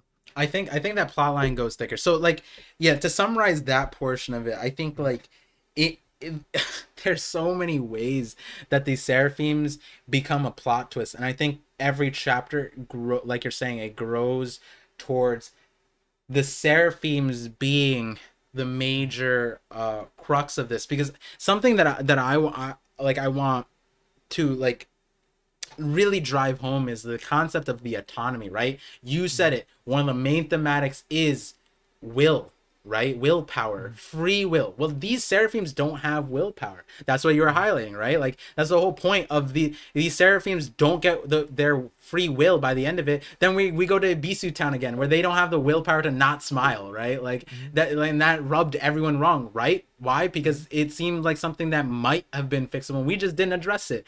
And so Mhm. you go back here, and it's like if they don't get free will by the end of it, it's a weird thing. But I like to put it in the same boat right now as CP0, because Mhm. CP0 have free will. There's no authority chip, but they're the dogs of the Gorosei, right? Like they Mhm. follow through, and we have the Gorosei coming here to Egghead Island, and they have two things that they have ultimate control over: the CP0 and the Seraphims. And I would love it if when the Gorosei guy gets here, he loses control over both of them. The Mhm. Seraphims having their own reasons, but then the CP0, they have their own free will, but for whatever reason they're indoctrinated into this world, and I want to see that broken too. And it might be through the Seraphim's reflection of what's happening, right? Like Yeah. there's so many different ways of like of breaking down the will that we're talking about in Egghead, and how that's Yeah. being exemplified Yeah. through the authority chip, through science, and why that is a problem. Yeah. And you know what's even more interesting? Wait, did no Stussy's group wasn't attacked? It's because of Lucci and Kaku Mm-hmm. specifically. Because remember, they failed their job with Robin, right? Yes. And that whole existence, like because they failed, they were chased by the Marines in order to be basically executed. But then they were granted the access to become CP0 members, and obviously in the 2 years they could have gotten axed off at any moment. But now Lucci vowed to get revenge, and I don't know if it was revenge specifically against the Straw Hats or against the Marines. Right? It was very ambiguous as to which one they were talking about. But now, So I recently just looked at this for a separate yeah, theory video. The last thing that Lucci said before the time skip was to Spandam, and he said, you're next." And the "you're next" was because he just defeated all the Marines and pirates that were on the island. He went back to his hometown Guanho, which is the CP9 training facility. They yeah, sent Marines after him. He defeated all of them. Mr. Called Very Good. Spandam, No, said, "You're oh, next." yeah, Time skip. He's in CP0. We have yeah, no explanation why. yeah. So then, with that line of thinking, right? Yes, it could be they're trying to get back at the Strides, but at the same time, like because of that situation with the Marines, right? If they're being targeted specifically by the Seraphim again, right? And like you mentioned before, because you said that it could be a situation where that they weren't necessarily attacking the Straw Hats, they were really attacking CP0, but the Zoro was just in the way. But then you also have them attacking Lilith because Lilith is probably a deterrent to Vegapunk or the Stella main body getting off the island. Plausible, but at the same time, it could be a situation where they specifically want not only no, 'cause I think Vegapunk was actually shot at as well because they grabbed Vegapunk too to get him out the way. So it could be well, he's also still a body, so Yeah, yeah, and it would any still of the fit. any of the Yeah, satellites are so, fair. yeah. Yeah.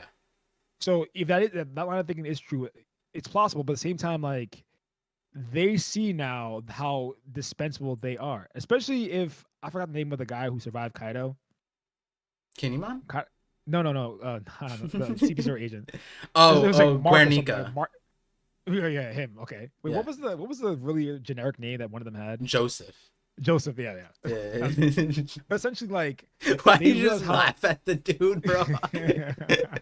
I don't know. Oh, But essentially, it's, we realize how dispensable they are, and like they realize that, like, yeah, the same thing is happening all over again. Specifically, Lucci and Kaku. Maybe not Stussy because Stussy's like, true. he's like, damn, like we're really that dispensable. And they're like, you know what, like if we're gonna team up with pirates anyway, let's just go all the way. Like let's like screw it. Like Saturn's there, and they try to speed blitz Saturn and absolutely get dropped like in a second. But who knows? Like by Kizaru, but it's possible. But as we saw what happened, like if Sabaodi's copying that has copying Sabaody, Kizaru kicked the shit out of Drake, actually DS Drake. So Kizu wouldn't have no problem attacking Kaku and Lucci if they try to go after Saturn. If they're checking for poison, like any threat towards Saturn's life is a threat towards like Mm-hmm. all mayhem in the world. Right. So maybe like you said, they lose both. Like the reason why CP0 defects is because they realize how dispensable they are. They're like, you know what, screw that. I'm gonna take my life into my own hands. Calling back to Killer and Hawkins fight, and then you also have the Seraphim getting their own sentience. So like now they lose both, and essentially now we have a situation where we have a flip ability where the Straw Hats lost on all fronts, and the flip is they win on all fronts. Not only does CP0 defect, you have the Seraphim are also by themselves now, and now they also say Vegapunk, and like, damn, we really just lost again. And it was just sort of like playing into the whole thing with the Warlords. Because of what we know now, the Marines lost on all fronts with the Warlords. Now, even with the Gorosei getting involved, they still lose. So it's either they lose completely or the Straw Hats lose. So it's it's either or, and I like Yeah. the idea of the Sharks finally lose, like maybe not lose, but like they get separated again. But Yeah. I know a lot of people like that yeah, idea. Yeah. Like, so I that it's a good. This is a good jumping point to get to the finale point. Do things go from here? So like, yeah, like the Straw Hats losing, right? Like the Seraphims, I think we already established there's no way that I see the Seraphims are going to be the last war, whether they're their own unit, whether they tag along with the Straw Hats, or like it almost makes more sense when you paint it out like that they would go with the Gorosei take them out,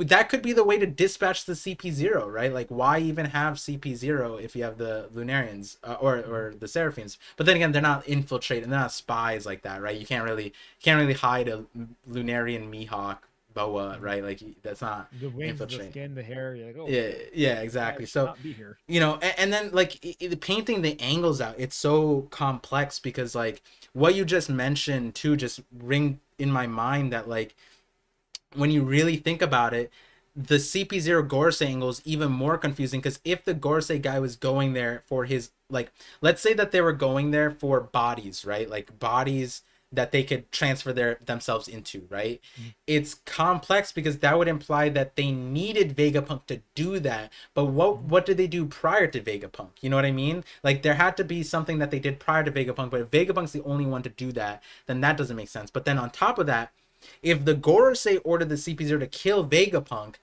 then that also doesn't make sense because then if they killed Vegapunk, they wouldn't be able to transfer into a new body, Yeah. right? So then Saturn has to be coming here for something completely different, and it Well, would make sense that's the Seraphims, right?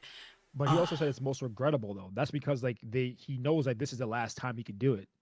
That's why he said it's the But most what like. about the other Gorosei members? They just don't Huh? care about like living on. You know what I mean? No, I'm saying that's the problem, and that's the whole problem. That he's going there. Like they have to like now get rid of Vegapunk, and because of that, it's not regrettable towards like just him, but to all of them. And that's why in this chapter they showed all five. Yeah. I think that's sort of like a reason why they did that too. But then you also like, and then the reason why I also was thinking that way too is because like when you're trying to follow the way of the blade, like age, like or martial arts in general, like age is something that's held really close to you, and that's sort of why I was like tying like the Philip or Gandhi towards like if he found the way of the blade or martial arts in general, he would want to live as long as possible because that's just how they are. And now this is the most regrettable situation because now they can't live anymore or live how they are like right now. Like they have Vegapunk. Probably before that they were using the op fruit. Maybe they're trying to get the op fruit now, but like the easiest way was through Dr. Vegapunk, but now it's not possible. And Hmm. people are saying like, oh, Dr. like the whole situation with Dr. Correa, like how she survived. But at the same time, we still do not know how Dr. Correa is so healthy and True. she's like 141 years old now. True. True. True.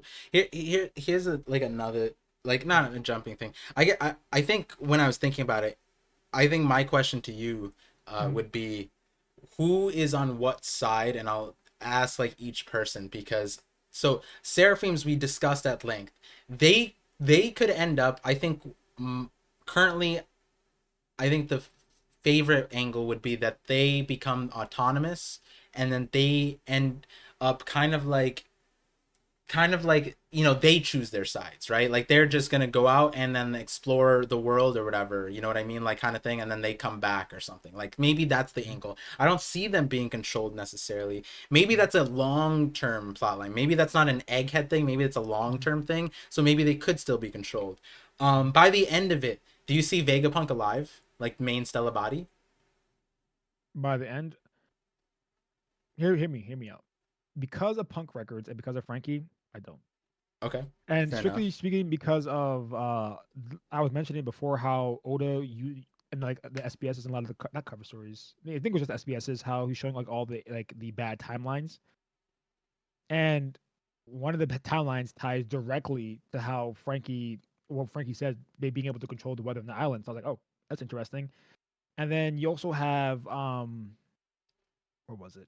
Oh, Bonnie literally saying like warp timeline or as one of her abilities, saying like so it's showing like the how her power is not just as simple as just aging back and forth, like and how she can literally direct like to the point where like she's like look like Kaido, you know, essentially Mm-hmm. with her power, and Yeah, how like the the incorrect warped. timelines, yeah, Yeah, yeah, are yeah. is a thing. And it could be a situation where I and this is where they lose. I'm saying like they lose because they were not able to protect Vegapunk. They Got had it. Sentomara put their faith in Luffy, and Luffy's like, oh, um, Luffy's like, don't worry about it. Don't worry about it. I got it. And how even Shaka said, like, I feel like my death is imminent. And I just don't see a way that Vegapunk survives and still makes the story like worthwhile.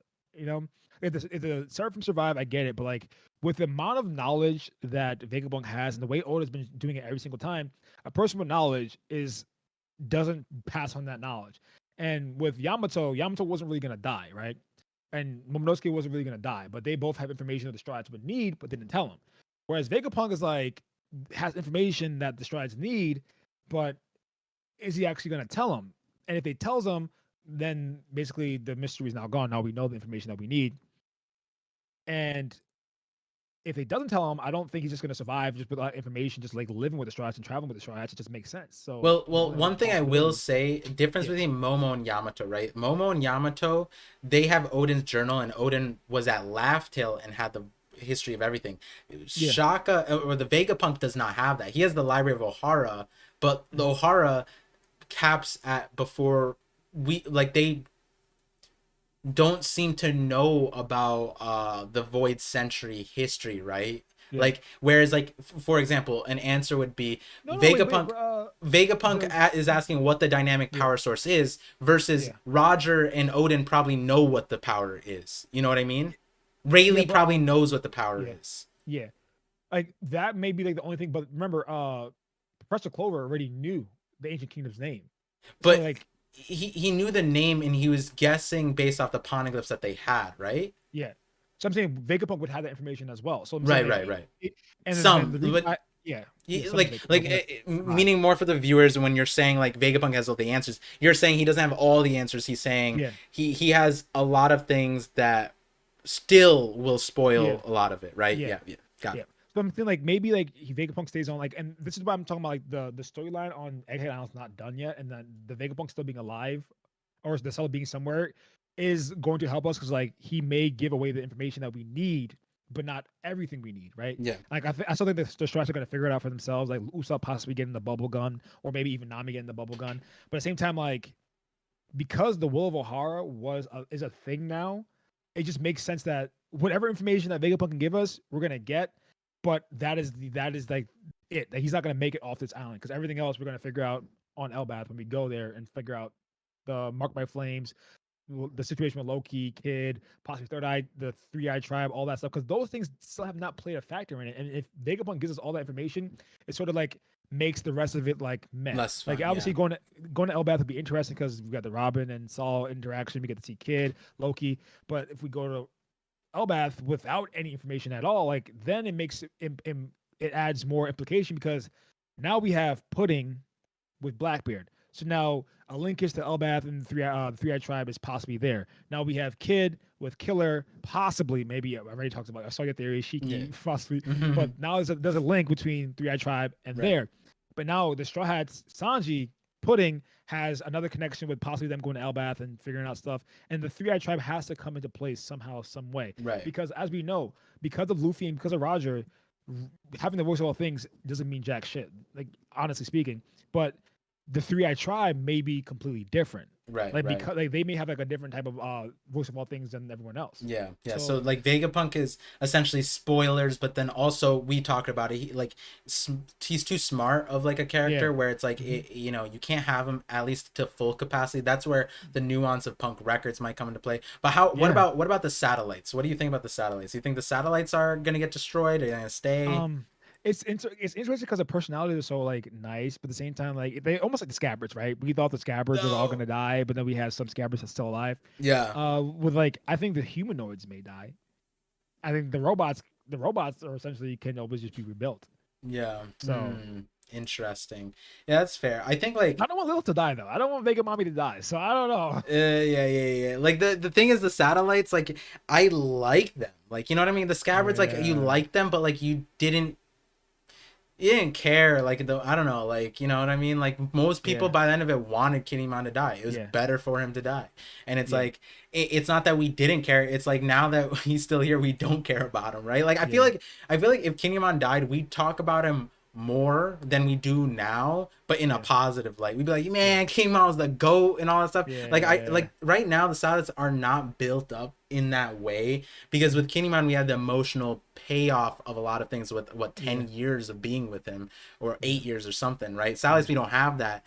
Yeah. But then at the same time leaving them to their own faction, I think that's kind of where we're at. Like Egghead gets protected Hmm. or they have like they end up because like we know with like the shark, right? Like the shark was like a mobile lab of some sort, Hmm. right? Like and we saw Mads originally was on a ship. It could be that you know Shaka spearheads the Seraphims and they go on their own ship and they continue something that the Strahts will need by the end of the story. That's kind of where I'm seeing that So one. Stella body dies. I think the Stella has to die. I want the Stella to die, right? Yeah. So Yo. the satellites. Okay. The thing is, I can literally see Edison being Frankie's sidekick. Like the Eureka moments. Like I Yeah. would love just like him over Frankie's shoulder, like think about this, because that was how Frankie was with the battle Frankies. It was like Yeah. he thought of something, he just did it, and you have like this robot that just keeps thinking of things, and Frankie's like, shit, let's do it. Yeah. And now Yeah. he has Yeah. someone, he physically has someone who can like work on his back now, like who could physically fix his back where he couldn't do it himself because of Frankie being Frankie. Yeah, so okay, so like I think the satellites go on their own ship. I think the Yeah. Stella could die or be into a diminished capacity. And people who listen to me in size conversations every week, I got it. there's you know like Jarvis, like an Iron Mhm. Man, you know like that Yeah, kind of thing, yeah, but to even a lesser capacity. Like he could because if he's not connected to Punk Records, he may retain like whatever memories he has, but he doesn't have the same abilities that he might have. And if he transfers himself, maybe it's like a wait, Mhm. I'm not gonna spoil it, but My Hero Yeah, Academy, are you caught up in My Hero? like all they caught up, like Not the like the last anime chapter. anime. Oh yeah, I'm past that anime. Yeah, Okay, so like there's I'm not gonna spoil it, but like there's like a percentage of transfer of mhm. you know what I'm talking about, and Yeah, it's not fully there, and it's like yeah, that has ramifications. It could be something like Vegapunk's downloading his brain into another body, mhm. and then it cuts off at like 15%, and we get Yeah, like actually vegetable version yeah, of Vegapunk, but he has like moments of greatness that help Frankie, yeah. right? Like it could be something like that. Nah, nah. Put him on. Put him. We didn't a Yasue moment. Like you know too much. Kizu. Bing, bing, bing, bing. I think. That'd be wild. I like the idea that. I think the Stellas do survive. The more I think about it, I think I like the Stellas' personalities. I don't think Oda. I mean, I would like that would be crazy. Like even thinking about it, I was like, nah, it's not gonna happen. But at the same time, it possibly could. Like the Stellas get taken out one by one. But I like that. But if that was the case, then you know what's interesting? What? If S Snake was trying to kill Pythagoras but failed, why didn't she like go for the kill with York? Yo, so You these are the know? things that I'm saying, dude. These are the things I'm saying where it's like, okay, first of all, they can't tell that Pythagoras lived. Like they should know Pythagoras has a separate head, right? One, two. Yeah, she used the thing. Maybe it's just this decap. It's not again. That could lend itself to the thing that it's not a kill order. It's just an Mhm, order to like incapacitate them so that they can't mhm, do anything. And then Pythagoras is a robot, so she can't turn him into stone. mhm, She has to destroy him, I guess, but like they also know that the seraphims are like they can be like Atlas said, like they can be remade or whatever, right? mhm. But with York, maybe if it's a full human, you can't fully remake York. But then that also goes to the people who think that York is the person who did it. Why turn York into statue but blow up Pythagoras, right? Mhm. That's what I'm saying. Like, there's so many complex angles of this thing, right? Like, The thing is, I really like York, and I was thinking about like I like York, and then I was trying to like go and like find a mythology of like greed and like if it ties to York at all. I didn't really find anything interesting, but York being greed, and I've talked about it. Like greed is like the one thing that would like trump like good and evil is like whatever. But like me wanting to be the main body makes the most sense. And if I'm a humanoid and I have to eat and I true. have to eat and I have to shit for you guys for how many years? Fuck that. I Yeah. want to be the main body. Screw No, you. Everything's up there. All I need is a link. I get rid of all you guys. I have all the knowledge. I don't need a big ass head. Screw it. Let's do it. that was another So, thing in the live reaction too, where it was just like York has an MO where if what happens if she takes out all the other satellites, does her capacity of wanting to eat go away because she doesn't have to eat for everyone and poop for everybody? So it could like there, and then again they're saying it's greed and not gluttony, right? Like gluttony was an equally usable thing given the context of like the naming scheme, but they stuck with greed, and greed lends itself to that, even though gluttony you know, is supposed to mean greed, and yeah, yeah, it extrapolates to that yeah, rather than just for food, but like, you know, yeah. Finite. over abundance, so to Mhm. say. But yeah, like that's what I'm saying. There's so many Yeah. angles. But like before we get into more of how complex it is, I think everyone gets that. But like now let's shift to more spicy side because of Okay. the way 1075 ended. I've been since before Egghead. I now Mhm. confirm, not before Egghead, but 1067. Once we Mhm. got like the capacity of Lucci in the story, I was already on the boat that like Lucci and Kaku like would form an alliance Mhm. with the Straw Hats, and we're getting it here. Now the question is, they say temporary, and the way I see it is like Lucci could be like a Smoker kind of character, where it's like Smoker is not like, he's not team Luffy, but he's like, I'm team like anti, like Luffy's doing a good thing, so I'm siding with Luffy, right? But Mhm. Lucci's not like that, right? Right. Lucci's cold-blooded killer, but then we talked Not about how Kaku he though. could swap sides. Yeah, Kaku's a nicer dude, right? He Yeah. likes ships, he whatever, right? So like And giraffes.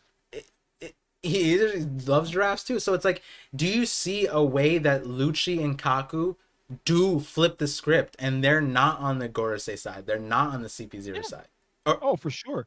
Like I mentioned it before, like with with the them realizing that Guernica yeah, angle? yeah, that they're Nika as well, and like Luffy, like I don't want to say it's like a Naruto situation because like Kishimoto had like his way of doing things, but at the same time, like Luffy tends to, like he tends to make people want to fight for him. Like maybe be circumstantial, like with Impel Like Down. Impa It's like Down, yeah. I'm trying to break out, so like why not team up? Luffy's like I'm trying to survive. I don't want to die. The one thing that I really fear in life is actual death. It's not really anything else. So like if you can help me out, you scratch my back, I scratch your back. It's a situation where Luffy does the Rio, breaks the cuffs. It's like, all right, you can fight, but at the same time, if I see anything iffy, I'm just gonna one tap you. He's like, you can't do that because I don't see this Like Yonko. But here's the capacity for it. It's like yeah, Luffy and Lucci go their separate ways, right? But Mhm. it's like a like almost like a Bellamy thing, right? Bellamy's like, I'm never coming back for you, bro. Like, you know what but then we know Bellamy is, but like let's say like, I mean, we know Vivi's fine. Sabo, we yeah, don't know, right? Like, but yeah. let's say like there's a character kind of like that, right? And the world government has them, and then Lucci's just like, that. This is, you know, he saves them for Luffy, and he's like, that's for payback for what you did for Mhm. me on Egghead. It could be Mhm. as small as that, and then it transitions into something greater. I Yeah, definitely see that now.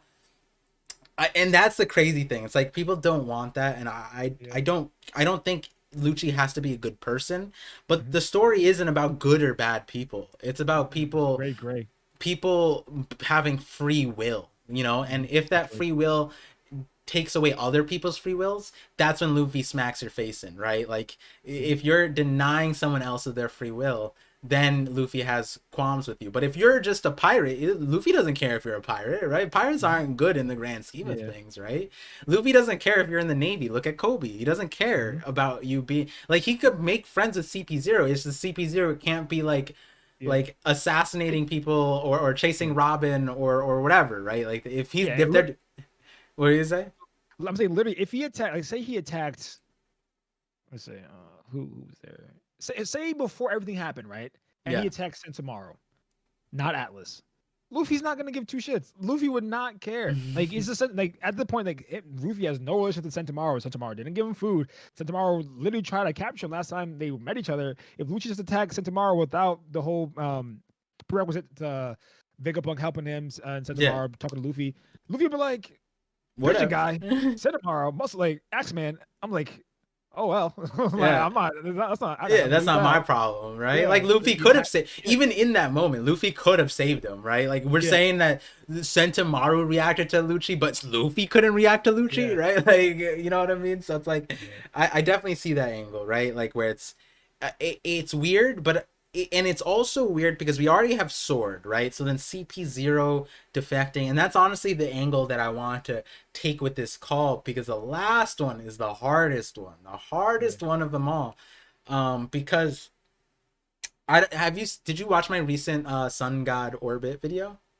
I started watching it, but I was at work, so I didn't get to watch it, like fully pay attention to it. How far I'll did you definitely get watch it. into it? I feel like I 5 said like minutes. the punchline really early. It was like 5 minutes in, but I'm at 5 minutes. work, so like All right. I mean, I'll just yeah, tell you.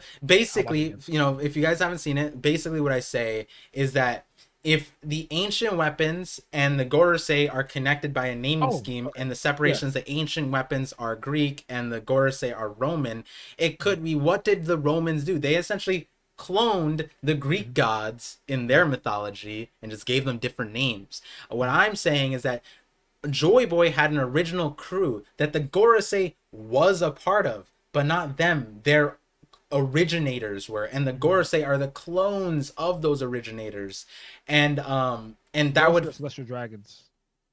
what happened? You saying Gorosei or the Celestial Dragons? Because Ye- The Gorosei are Celestial Dragons. so the Gorosei being celestial dragons, I think is like we understand with the saint name and all that stuff. But what I'm saying is that Joy Boy's crew, right? The ancient Mhm, weapons were a part of Joy Boy's thing. What I'm saying is that the Gorosei and Eam were also a part of Joy Boy's original crew. That's what I'm saying. But the mhm, reason why Eam defected and the Gorosei that we see now are the clones from the original Joy Boy crew. And there's like a whole logic line behind it. But the when I posted that, a lot of people saw that and were like, that made Egghead a lot more interesting. And in the context of it is we have a Gorosei guy leaving the room for the first time ever, right? The Gorosei already ordered CP0 to take out Vegapunk, and this Gorosei guy is on his own, and he went behind Akainu's back, right? Because Akainu was not aware of Kizaru's prior operation because he was like, mhm, tell Kizaru to go do this. If he was aware that Kizaru was already mhm, on his way, then why would he say that? He's not mhm, aware. So the Gorosei went under, like behind the fleet admiral, which is mhm, usually their conduit to giving orders. The fleet mhm, admiral went straight to Kizaru, and then he said, take me to Egghead, right? And so now we have this notion that this guy might be acting on his own. And mhm. like we're thinking that there might be a satellite Vegapunk that's traitor to the main body, is there a world where this Gorosei guy comes on Egghead and he's actually Luffy's ally? Do you see that Mm. route? And I guess like that at the end stages, what are your thoughts? Like, do you see the Gorosei guy coming here and being defeated, or coming out and taking a W and then the Straw Hat's taken out? Because I know Yeah, you have that angle. Or is it the craziest angle where the Gorosei guy comes here and is just like, Nika, Joy Boy, you have returned? Like some shit like yeah. that, you know? So if he did that, that means Kizaru's dead.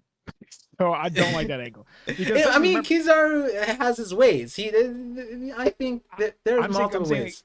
because if he's confident and like he's gonna like defect, like say like he's an ally to Joy Boy, which essentially means that like he's bringing Kizaru to his demise.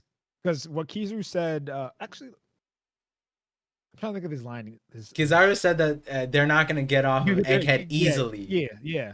So it could be a situation. Yeah, so essentially Kizaru's against the Straw Hats.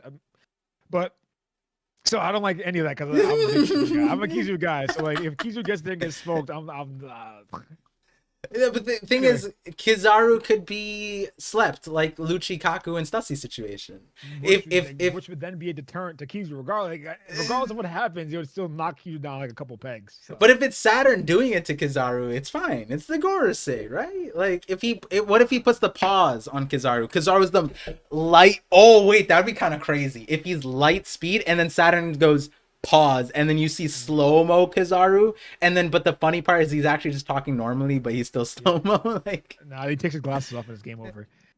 I like the idea, but the only reason why it still doesn't make sense is because of the timeline. Because they're already on their way before they found out the Lestrades were on Egghead Island.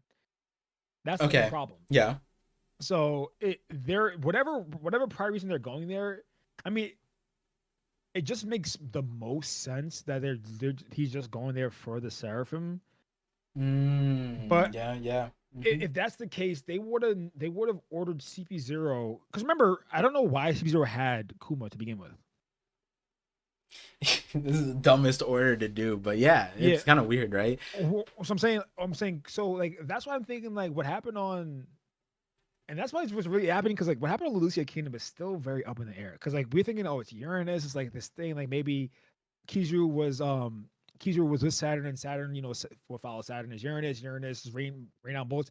Could be a situation where we don't really know Oh, we wait, don't that's a really know crazy angle. oh, That well, the prior operation was Kizaru and Saturn were the reasons for Lucia, and now they're on their Egghead trail. I've yeah, never heard that. yeah. But then we're thinking like, but what happened is like that was still in my mind is like why is the S Bear with CP0? But what did they do? And then how did Lucci and Kaku and Stussy figure out what had happened? Because if they're already on their way to Egghead, right? And then Kizaru and Saturn are already on their way to Egghead, why would they tell CP0 that they just destroyed the Lucia Kingdom? And like, who would relay that message to them, and why would they tell CP0 if their end goal was to not only take the Seraphim but also eliminate CP0, right? Which True. makes it more sense that like possibly, which makes it more sense that which adds more complexity because if it's following your line of thinking, right, Yeah. that the Seraphim are just trying to destroy CP0 because of the order from probably Edison, because we didn't see Edison, maybe York, because like it doesn't make too much sense because there's so many like too many lines of thinking that are going on Yeah. currently, right? Because there's no there in my mind, if Lucy Kingdom never existed, then Lucci, Stussy, and Kaku shouldn't know about it. Unless one, they were the ones who pulled the order off. Like as I'm saying, we don't know the extent of what they can what the Seraphim can actually do because they're the strongest beings in the world.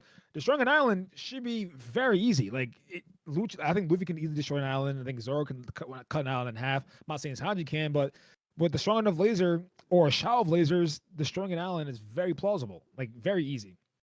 And like Mm-hmm. you're just shocked altogether. Like just think of this, right? And this is what I was thinking too. Like if they were the ones who destroyed the Lucia Kingdom, right?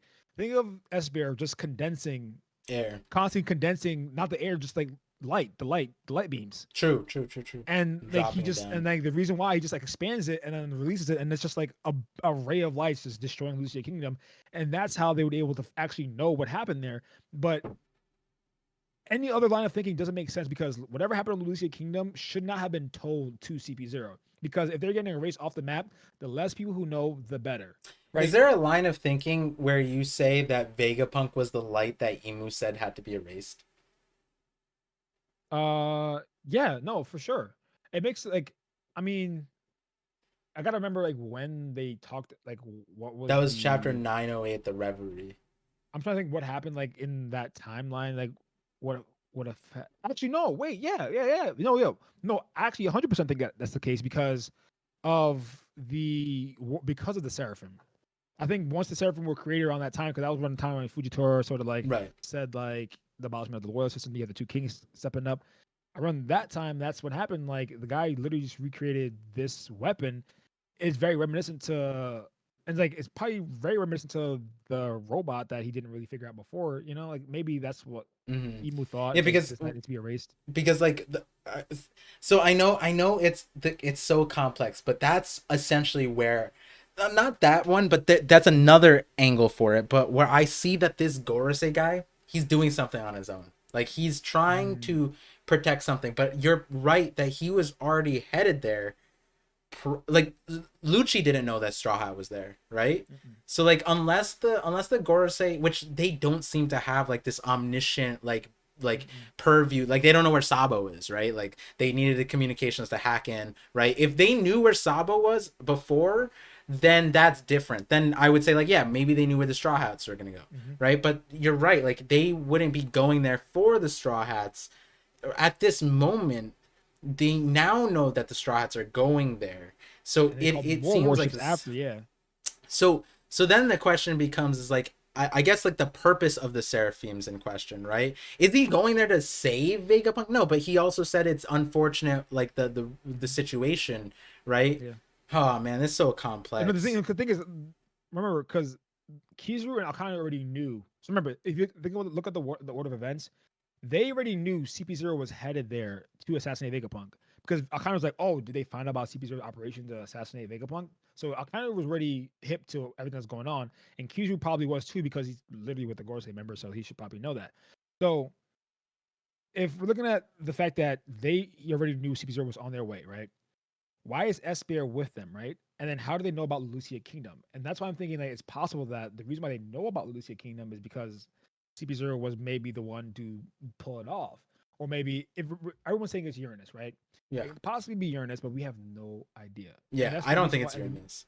I'm saying, neither do I. But the whole idea that like what follows Uranus, what follows Saturn is Uranus, Yeah, could be a situation that maybe he is I don't know, maybe he's the one to possibly be able to use and to your line of thinking that he has a voice of all things, maybe he's the only one to be able to use Uranus, and that's how he's able to do it because he yeah. can communicate just like how Momonosuke can communicate with Zunisha and Shirahoshi with the Sea Kings. And by the way, Not I that think I think at the Reverie, all the creators yeah. agreed that it wasn't Uranus. There was something Yeah. else there.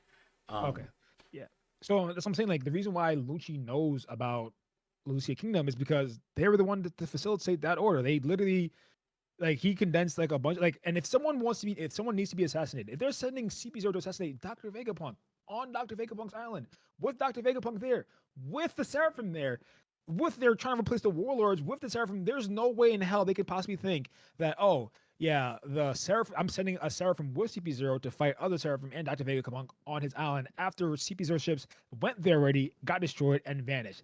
Doesn't add up at all. That's So true. I was so I'm thinking just like like, yeah, this long con I thought yeah, about, but for the pacifistas if they had an authority chip, yeah. but for S Bear, now I think about it, what if the Gorosei just gave the S Bear a overarching command about like, and that's why he's talking to CP0, like you know what I mean, like, and that command could be convoluted in what we're talking about here and what you mentioned earlier, that Yeah. it might not be like when we're sleuthing for the culprit here, when we're sleuthing for it, it almost feels natural to look for one person Mhm. when in reality Oda does this thing where it's like multiple people coming together for something that coincidentally coincides and actually makes things way more complicated, way more exciting, but also you get factions that you never think of joining, like Lucci and Luffy Mhm. in this Yeah. moment, right? Yeah. And then you know, so the S Bear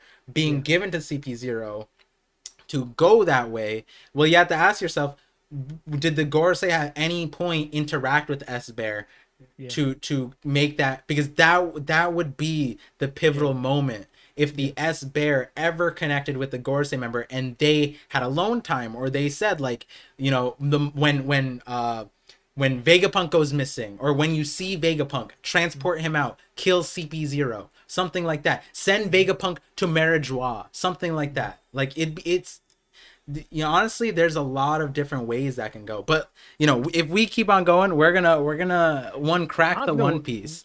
now that I'm thinking about this, it actually makes more sense Uh-huh. with CP0 being the one to actually destroy Lucia Kingdom. Because if they're specifically going for one person, right, and Emu puts the X over Lucia Kingdom, you can obviously think it's Uranus, right? But at the same time, right, they didn't even know about Joy Boy, right? Remember, because CP0 doesn't, they don't have like access to all information at all. Because like, remember, they were just tasked with going to stop Luffy. And it's like, why? Mm, Like, what's the point? Like, he's fighting Kaido, he's gonna die anyway. He's like, no, we need you to go and stop him regardless, right? right. They did an XY. They weren't given that information because of Joy Boy. They wanted to hide that information. So with the Lucia Kingdom, they wouldn't destroy a kingdom that never existed and then make CP0 privy to that information, right? But if they're also trying to kill CP0 now, and they are sort of setting him up to kill him now, it just makes sense. The reason why is because of what you're saying. They gave him an order: destroy Lucia Kingdom and get rid of only people who possibly have information on Lucia Kingdom, and that is Rob Lucci. And like them talking about Lucia Kingdom and them, and then Kaku and Stussy saying like, "Well, you shouldn't be talking about that." With Esper right there, it just makes the most sense that it could be a situation where Esper and CP0 were the ones who fulfill that order, and then now that they're on Egghead Island, they're literally there because they're meant to be killed. Because it makes no sense you're sending CP0 three agents at that to take on Vegapunk and everything he has on Egghead Island with the Stellas Yeah. and the Seraphim. I'm still on that boat. Yeah, for sure. I think, hold on. One thing about that though is if, because the Lucy, I'm trying to look back to see real quick what was exactly said. Um but I don't know if they, I think they said like whatever happened at Lucia, so it wouldn't make sense if CP0 was directly involved Wait, what are you saying? with like I think Lucci said like whatever happened at Lucia, meaning that they don't Oh, know there you go. what happened, right? But what you were saying was like if CP0 was directly involved in that thing, that operation, then they would see Mhm. it. And that's a huge thing that I'm going to talk about in my next video, that the main thing about Lucia, that right now a lot of people think Sabo survived, and the problem there is that the world government is hiding that kind of weapon. You know, like you would hear rumors about a giant laser beam that can destroy islands. You know, like, Mhm. but that isn't a thing, because whenever it's used, there are no witnesses, and that's why Mhm. Sabo is so crazy. Because one, he witnessed the empty throne Yeah, and he lived, yeah, and he also witnessed the empty throne being not empty and lived, yeah. and now he's witnessing whatever happened to Lucia and living. So I don't know Mhm. if it makes sense if even the Marines know about that, right? Because they Mhm. got the communications cut off. Yeah.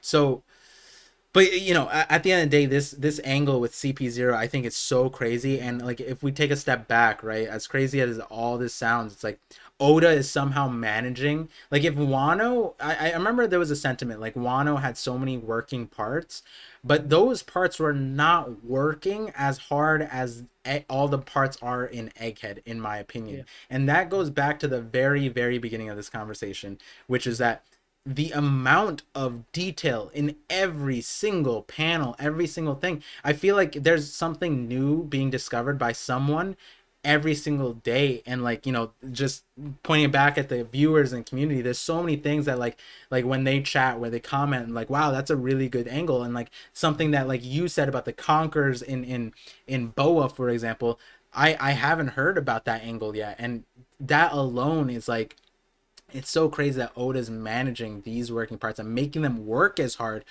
And I also just want people to like to appreciate that. I feel like post Mhm. Wano fatigue is like a thing where like you almost like, oh, it's not that deep. But like Yeah. Egghead is that It deep. started. It started off. Yeah, it started off like a snail's pace, but then like one chapter just springboarded. Like, damn, damn, Yeah. damn. Yeah, yeah. And Bonnie. like we're getting not just Lucci coming back, not just Awakenings, but the Yeah. Gorosei's name. Like there's no reason to think that like we are like Oda's you know, cutting anything short. So, Hmm. you know, I just want to, you know, we this won't be the last time we talk. We're obviously, Hmm. me and Mosh, we talk all the time. If you guys don't know, again, me and Mosh, we talked at the very beginning of my YouTube career, and then throughout 2022, the amount of details. And that's the thing, that's one really cool thing about me and Mosh, where it's like we have a lot of varying ideas, but then there are some ideas where we'll just like, it's almost like a punk records thing, where it's just like Hmm. we'll both like just hear something and it'll hit us the exact same way, and then we'll think we're like this giga brain thing of like, yo, Mosh, you think about this, and he's like, oh, da da da da, and he go follow the exact same line For of sure. thinking, Yeah. and Yeah. then we're just like, how did you? No way, like you literally did that to me last week. You're like, yo, I just came up with this thing, I want to run it by you, and then you said the first line, oh, I was like, you think this and this, and I've never posted about it, I didn't even talk Mm, about it, but when we hit that note, so it's yeah. like it's always fun to talk with Mosh. I always the thing is like when me and Mosh talk, it's kind of like we just go off on so many places. We'll end up talking about like Syrup Village for some reason. Like and that Yeah. happened today like a Yeah. few times.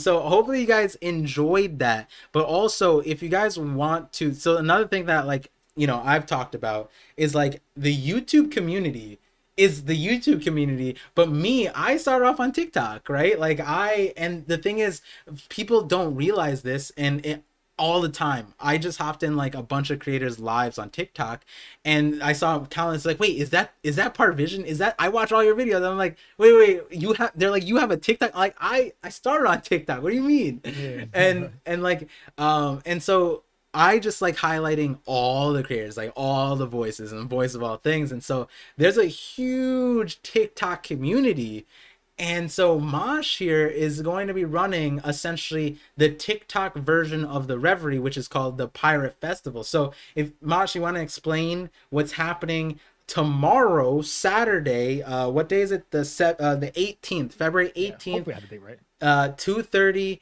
p.m. Eastern time. Mosh, take it away. Let them know. So essentially, like Par was saying, that it is the TikTok version of the Reverie, and Reverie is basically the meeting of kings and nobles.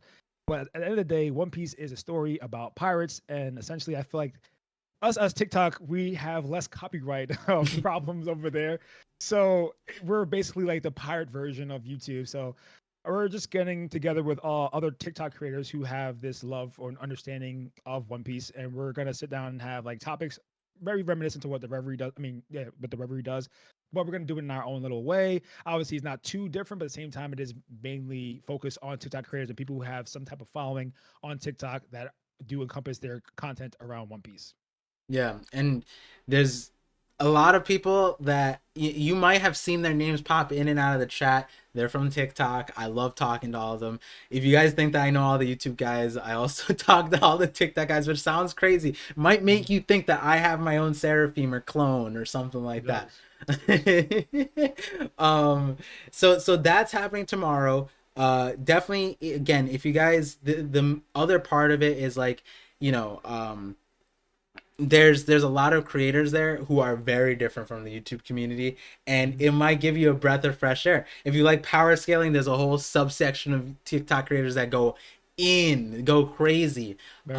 about it. Like BDA actually just highlighted one of the more prominent ones, Iconic Mav, you know, and he's gonna Mhm. be there tomorrow. And then like if you want like a more teching-esque creator, there's Saiga's gonna be there. Mhm. Very, you know, he's a very wholesome guy, just like teching. And so there's gonna be a lot of new creators there that you may not be aware of, and but they're making content in a way that's very different from the YouTube community. And I know a lot of you guys don't like TikTok. I know YouTube has this like, you know, I don't mess with TikTok, but hey, some of them are making shorts, and who knows? Just dip your toe in TikTok a little bit, and you'll be surprised on the connections you might make. And for me, one of the greatest things about TikTok that I love is it's so much easier to make connections on TikTok, Mhm. because like on YouTube, it's like I want to talk to my favorite creator, blah blah blah blah. But then on TikTok, it's so much easier because they go live all the time, they respond to all the comments, it's Mhm. some, and then they make video responses to the comments, and like it's I feel like in a lot of ways like the TikTok community is closer in terms of the community to the creator side of it, and that's so much fun for me. But anyways, hopefully you guys enjoy this conversation with me and Mosh. Yeah. Mosh DMC again on TikTok. He also has a YouTube channel, where we our Yonko series is also split up on some of the videos on my channel, some of the videos on his channel. So uh, and who knows, maybe there's more of that in the future. And all I'm gonna say is this conversation, I restrained us as much as I could within Egghead, but like in the future, there might be like member only videos where it's me and Mosh just spitting at the future because bro, like if they heard our Discord calls from end of 2021, they'd be like, Yeah, nah, they held yeah, Oda yeah, hostage for these yeah. ones. That's crazy, right? That's actually, yeah, it actually is wild for you. Yeah. Like one day we're gonna have a like you remember you saw the Discord, not the Discord, the Reddit leak One Piece script for the end of the story, right? Yo, Yeah. we gotta do that with our Discord thing and just say I'm Oda down. leaked it. Yeah, Yeah. I'm down. Yeah, but the thing is at the That's same funny. time, like without the context of our conversations, people are gonna be like, they're not even talking about One Piece at this point, right? Yeah. Like, We do digress a lot, yeah, but it but all that's comes what's back. fun. Yeah, then there's very few people that can bounce from island to island like you do. And I honestly, I'll be honest, I try to keep up with Mosh, right? Like a lot of people try to keep up with me on my channel. And like, yo, Mosh keeps me on my toes for sure. So if you guys like that, again, without a doubt, my favorite content creator. I'll say this to the end of days. Mosh is my favorite content creator for chapter analysis reactions. Like of all the details that we talked about on this call, he already had in his own bubble, right? Like I sat here for 4 hours with all of you guys on a stream trying to find these things. Mosh is just like, yeah, bro, that was like, how did you not see that? You know, like Right. obviously, like, and he keeps track of those things. So it's like, if you guys like, want to act like a gigabrain, go watch Mosh's thing, and then you come back to the YouTube community, and you're gonna be like, they're gonna be like, what? How did you notice that? It's like, haha, I got my secret sauce, Mosh Yeah. DMC.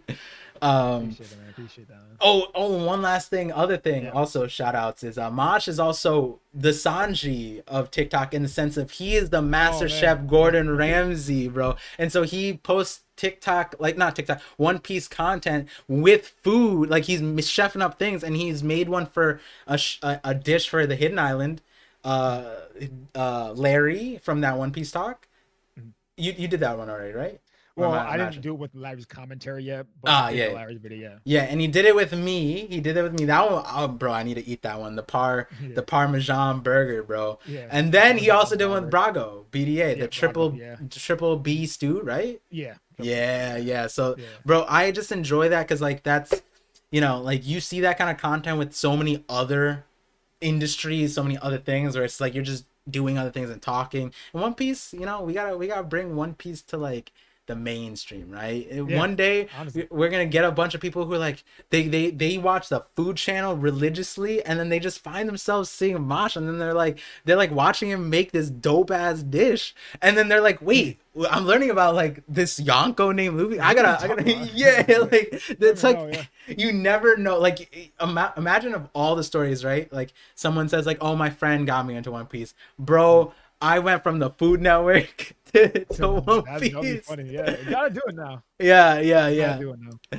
All right. So Yeah, with man. that, Mosh, thank you for being on the call. Of course. Thank you everyone for listening in. I'll be looking forward to seeing you guys at the Pirate Festival, which will be on TikTok and Twitch. I'll post up the links when they're made available. Join the Discord to get that. And also, the last thing would just be to look forward. I think there's gonna be a big video tomorrow morning, Saturday morning before the Pirate Fest. And yeah, so thank you guys again for tuning in. If you guys like this kind of content, let me know in the comments. And I got all the connects to make more conversations happen. So Yes. Yep. see you guys later. Hope you guys have a great weekend. See you guys for 1076. Yeah. Have a good one.